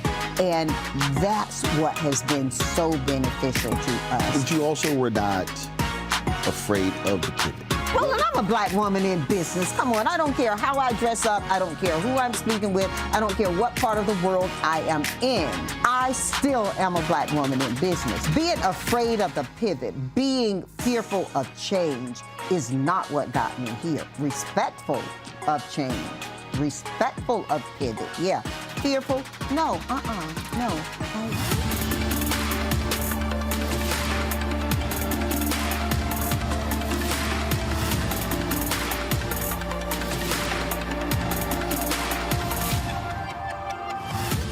Hatred on the streets, a horrific scene, a white nationalist rally that descended into deadly violence.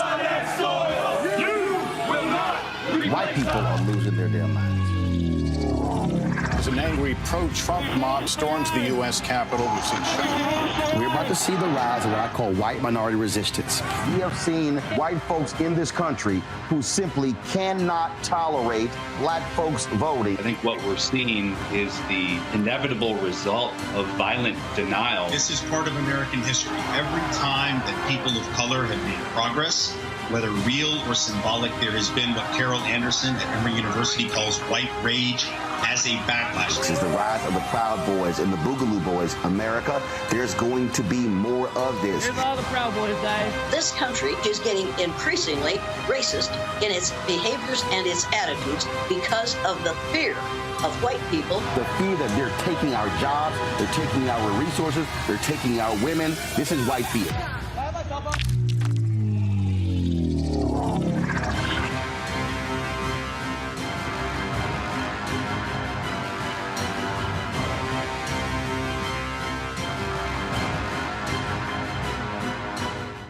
Sherry Shepard with Sammy Roman. I'm Dr. Robin B., pharmacist and fitness coach, and you're watching Roland Martin Unfiltered.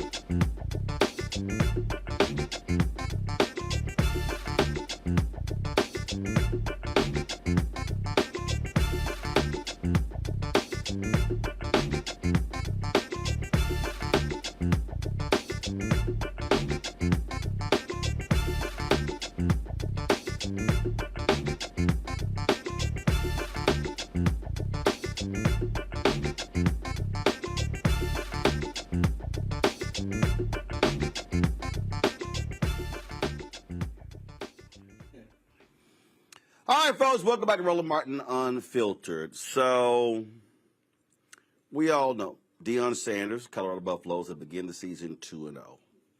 Last week, they played Nebraska. Nebraska head coach Matt Rule had some stuff to say about Deion Sanders. Didn't sit too well with Deion's son. They proceeded to kick the butt of Nebraska Cornhuskers. And so this week, Colorado's going to play Colorado State. Now, earlier this week, the black head football coach at Colorado State, his name is Jay Norvell. Jay talked about how great it's going to be because this is going to be the first, I think he said this is going to be the first time two black head coaches, either the Pac-12, which I think Arizona played Stanford, and so you had David Shaw and Kevin Sumlin. But he made some kind of comment about two black head coaches competing against each other in the Pac-12, or maybe the first two black coaches from two Colorado schools. I don't know, whatever it was. And so Deion was like, you know what? Some complimentary comments. But then Norvell goes on ESPN, or he was doing some coaches show or whatever. And then he decided to start feeling himself, and he said this. And so, we're excited. Our kids are really you know, we had to do a bunch of ESPN videos, and it was great. I loved it. But our kids came out of those videos really with a chip on their shoulder. They're tired of all that stuff. They really are tired of it. And I sat down with ESPN today, and I don't care if they hear it in Boulder. I told them I took my hat off and I took my glasses off, and I said, when I talk to grown-ups, I take my hat and my glasses off. That's what my mother taught me. So, you know, they're not going to like us no matter what we say or do. It doesn't matter, okay? So let's go up there and play. And so that's just how I feel about it. Yeah. And so I don't mean to take over the show, but it's your show. I'm just tired of I'm tired of all that stuff. It's just, and I know everybody else is too. So let's go play. And we got a bunch of good kids. I told our team there's not.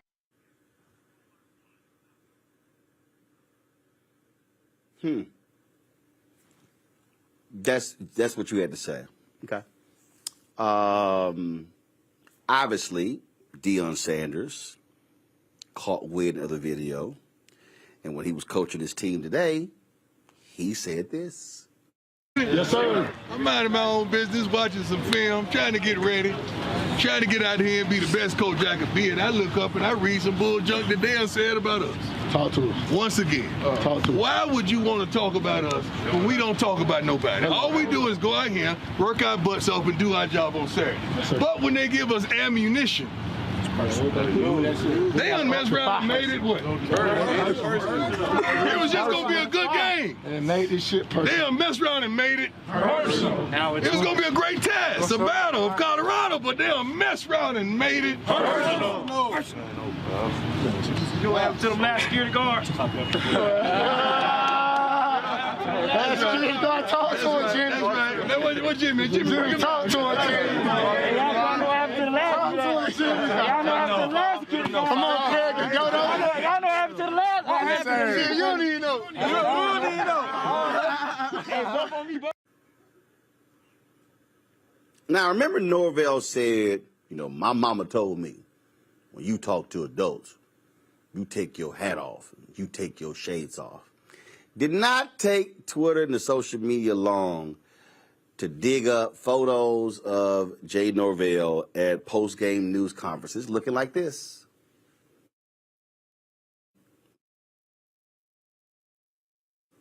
That hat is another visor. So I'm just trying to understand. There we go, visor. So you ain't always removing your hat. Now, let me go back to my panel here. So here's, I think, what you're dealing with here. And actually, I'm going to start with you, Greg. When you start hearing respectability phrases, we all know that there are certain things that are said that appeals to a lot of white folks in terms of how we respond, because we all know we all know what folks say. I remember when Solid O'Brien told me there was a black exec at CNN who said that I wasn't the right kind of black, and questioned the suit, questioned my attire, the suits that I wore, and didn't like, me wearing pinstripe suits.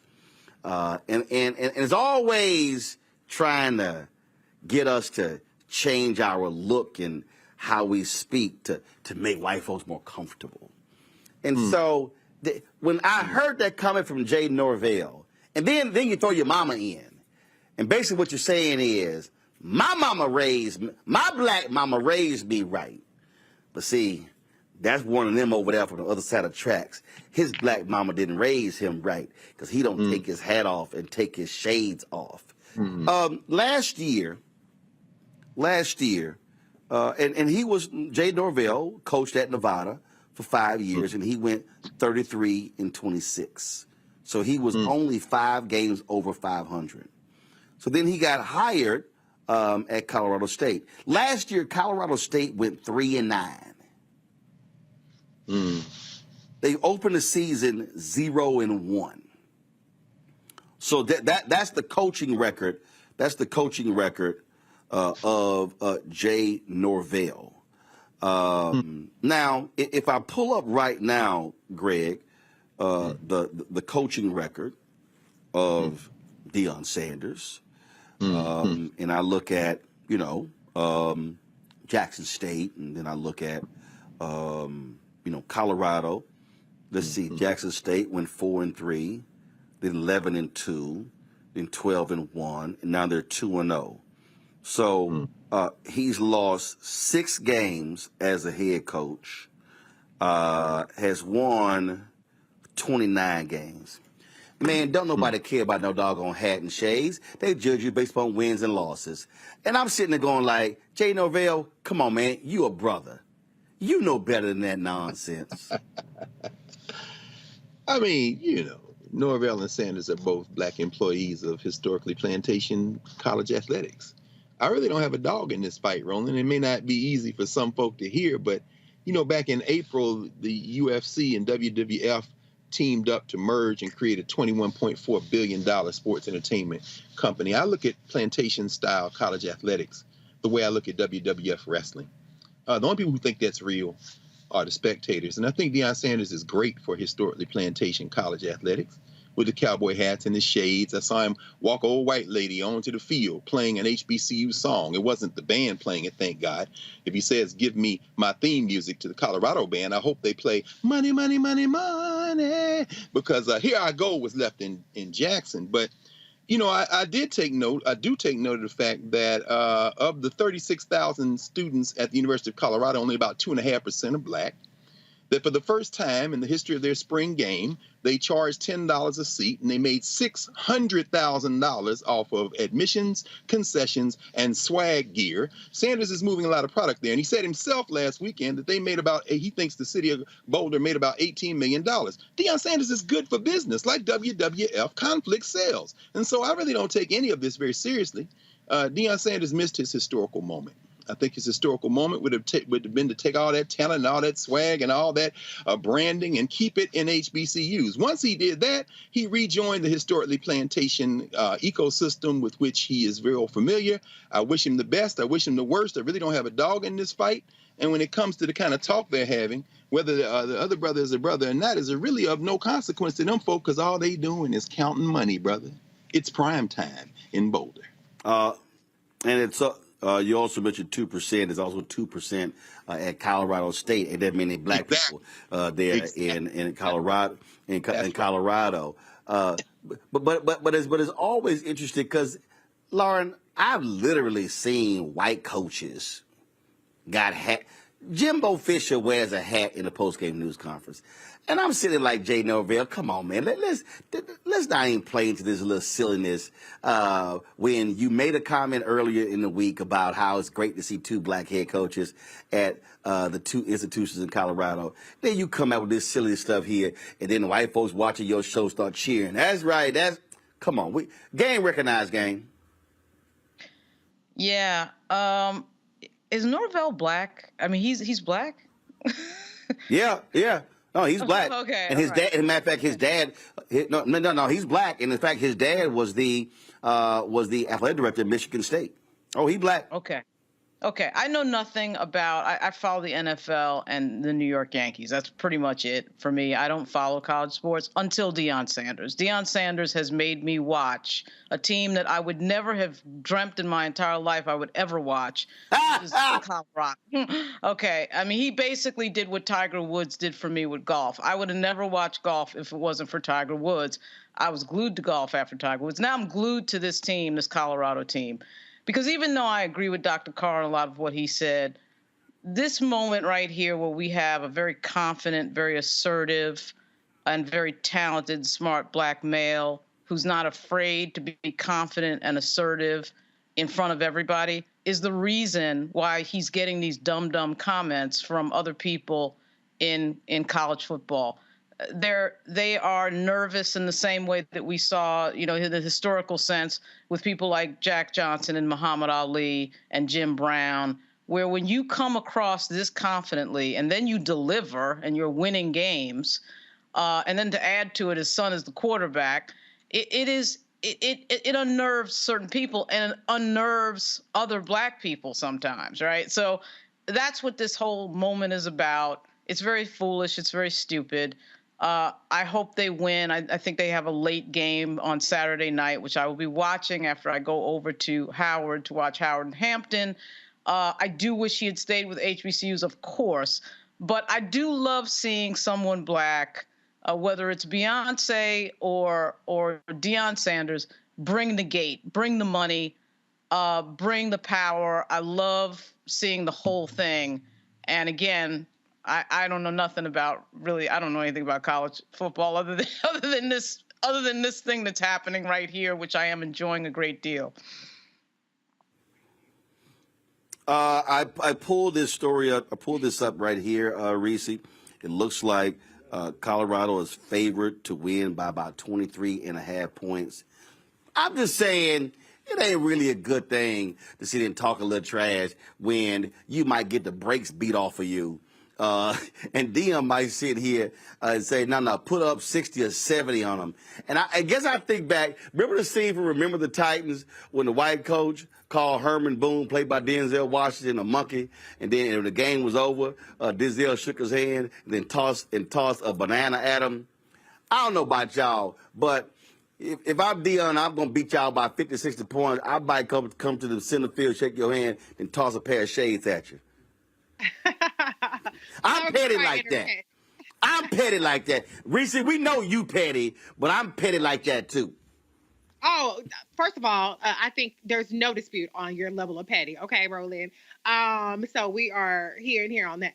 I mean, yes, Dr. Carr, you're right about history, about significance, about HBCUs. Yes, absolutely. But we live in an entertainment society, and prime time is entertainment. He brings the drama. He brings the flair. And so, I mean, yes, you could. I mean, I'm not saying you personally, but yes, I think people have a great deal of reason to be justifiably salty about what he did, especially because he made such a big ordeal made himself a martyr of HBCUs only to bounce to Colorado. But in this instance, I'm 100% rocking with primetime because I despise respectability politics. And I feel like when people don't really have the ammo based on the substance, that's when they start to go to the little frivolous, trivial shit, like talking about how you're supposed to yes, massa, and tip your hat and take your hat off and take your shades off and show deference to the white people asking these black people questions. And so, yeah, obviously, to Lauren's point, Norvell is unnerved. He's probably going to lose. And so he has to make it about who's more respectable and who's been raised right. None of that shit matter. Who's going to win at the end of the day? That's what people are going to be talking about, not somebody's sunglasses. Hey, this is what it boils down to. So I just don't understand. Look, man, do you? I don't care if you wear a hat, you wear shades, wear a visor. I really don't care. It don't matter to me. I mean, just do you. But most importantly, get your team ready, because the reality is they judge you based upon wins and losses and nothing else. And so, bro, you might want to go ahead and get prepared for that butt whip, because I'm telling you, I think Shadur Sanders is going to be like, no, Dad, let me go ahead and throw for touchdowns with 2 minutes left in the game, and we up 40. That's how they do. And here's the other deal. Let me tell y'all right now, I don't believe in this concept of you don't let players score. I believe you run the score up. I ain't got a problem with that, because I personally believe, I don't know how you feel about this, Lauren, Reese, and Greg. I personally believe the third and the fourth stringers deserve to have a shot as well. And so I ain't got no problem if you putting up 50, 60, 70 points, because, look, that's just what happens. If you ain't good enough to play, well, guess what? They don't play. That's just me. I'm with you. All right, y'all. I appreciate I said, I'm with you, Roland. I'm with you. Colorado just signed. What'd you say? Go ahead, Greg. Colorado might be make $31.8 million off the Big 12 deal starting in 2024. I don't know why anybody thinks that they're against Deion Sanders. They want him to. The Wu-Tang Clan was out. You know how many Negroes going to be buying Colorado jerseys? We're finished. If you want to know why we're not going to win, study Deion Sanders in Colorado or not. One of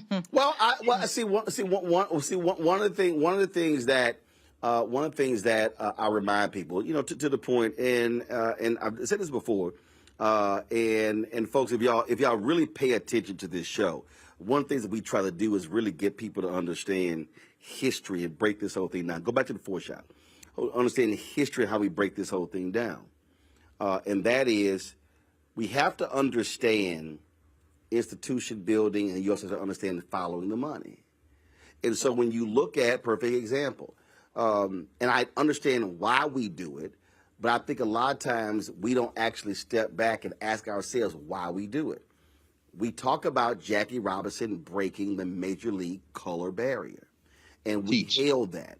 We talk about how that's amazing.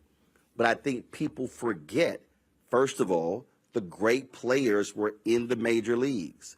The white money was in, quote, Major League Baseball. They had better stadiums, better lighting, better uniforms, better food, better travel. But when it came to the play, it was better players in the Major League Baseball. Just Google Dizzy Dean, Dizzydean. He often played against Negro League baseball players in the offseason, and he said the better players were there. Now, and these were black players who sometimes played 3 and 4 games in one day. Jackie Robinson leaves. Jackie Robinson was not a star in the Negro League. He was barely there. But Jackie Robinson going to the Negro League actually led to the demise of the Negro League. So we complain about why you don't have any black owners of teams. There were black owners of the Negro League. That's right. All I'm simply saying is, people begin to understand when we talk about ownership. And the reality, and I get it. I totally get it. I totally understand what happens when we talk about mainstream, crossover, and things along those lines. But we also have to understand why it's important to build black institutions and understand the difference. And so I did the segment because the reason I did this segment is because Jay Norvell, a black coach, should know better playing into the respectability hands and how that's going to be received by his white patrons. And so when Jay Norvell criticizes Deion's hat and shades, he's criticizing black swagger. He's criticizing a black man who says, I'm going to come to Colorado and I'm going to have the same swagger I had at Jackson State. And that's what, so to Greg's point, when the Wu-Tang Clan shows up at Colorado, you had cats showing up down there with Jackson State. And so Deion's like, I'm going to be Deion. If anybody knows Deion history, he was like that in high school, in college. The boy went to the NFL. The boy went to the NFL draft, rolled up in a limousine, got out, ran the 40-yard dash, and went back and got in the car and left. He wasn't sitting here working out like the rest of them. He ran the fastest time ever and said, all right, I'm out. That's the whole deal. But we have to recognize, and this is why I think this story is important, why I talk about how you got to do you. When we as black people go into white spaces, they say what they want, but they actually don't want our blackness to come with it. I go back to that, Roland wasn't the right kind of black. That was a black executive who told Soledad O'Brien that I wasn't the right kind of black at CNN. So there's a certain type of Negro that they like. And so the reality is, what Deion is saying is, I'm going to do me and I'm winning. Now, granted, it's a whole bunch of people who can't wait for their first loss and their second loss and their third loss. And they can't. Lord, don't let them not go to a vote. See, they lying in wait for them to lose. See, I told you. And so what we as black people, and this is why I'm doing this segment, when a bunch of y'all watching and listening, and say a bunch of y'all do this with Vice President Kamala Harris, but she ain't really black, she Jamaican and she Indian. Well, ain't that something? Y'all claim Harry Belafonte as black, but he got Jamaican roots. You claim Colin Powell as a brother, but he got Jamaican roots. Oh, y'all love claiming Eric Holder, but he got Barbados roots. Oh, y'all love y'all some Kwame Ture, Stokely Carmichael. Greg, what's his roots? Trinidad and Tobago, brother. Trinidad and Tobago. Trinidad and Tobago. So yeah. So I'm just saying that as black people, we got to be real careful when we literally start using the language of the oppressors against our own in order to placate them and make them comfortable. That's why I did the segment, because it's a lot of us who do that, who then begin to change how we talk and how we act and how we walk. Don't you do that. The white folks are watching. What's wrong with you? You can't come in here and do that. What these white folks gonna say? That's exactly how a bunch of us sound when that happens. And so that's what Jay Norville sound like. So Dion, go ahead and put up by 75 against them, and I ain't gonna be offended. All right, we got to go. Greg, Reese, Lord, I appreciate it. Y'all take care. Thanks for joining us. Folks, we're here at the House of Hope tomorrow here at the House of Hope. McDonald's is kicking off their 6-city gospel concert tour right here in Chicago. It's an amazing lineup. It is the Inspiration Celebration Gospel Tour. You see all the names right there. They're all there. Hezekiah Walker, Anthony Brown. You got the Walls family. You got Doe. You got Mike Teasy. I mean, you got some amazing artists. Folks, it's going to be exciting. They're in Chicago Friday, at the Fox Theater in Detroit Saturday. I'm going to be at both locations. Y'all, this is a free event. You can get tickets at blackandpositivelygolden.com.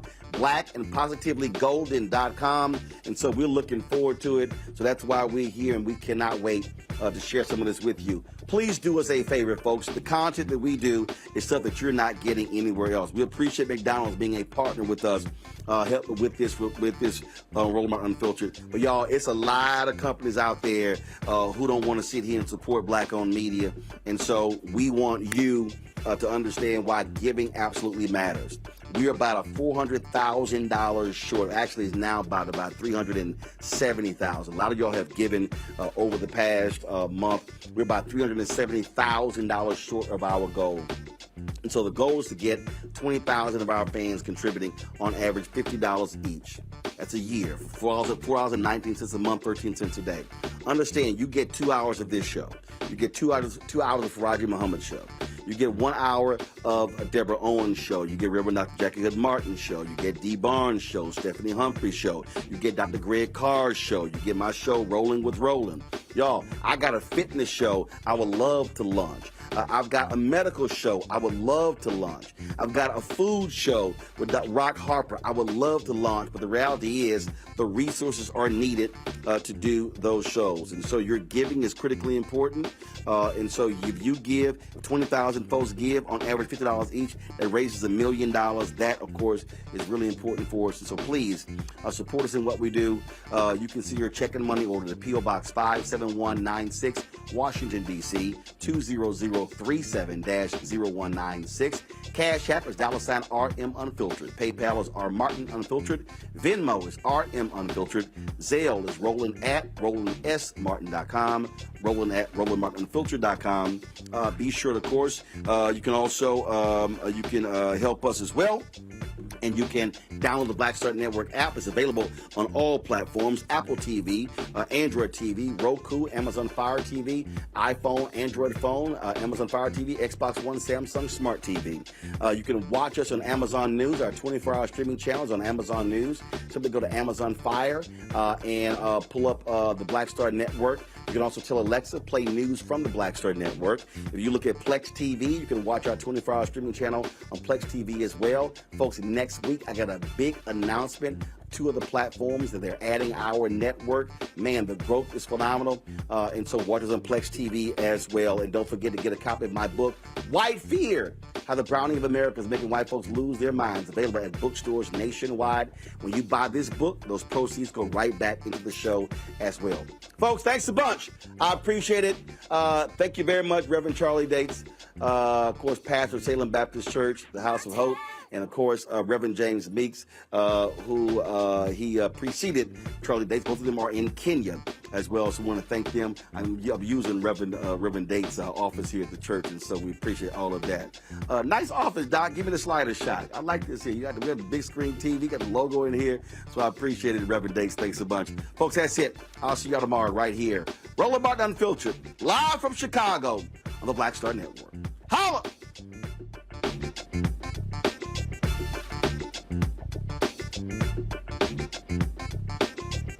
Folks, Black Star Network is here.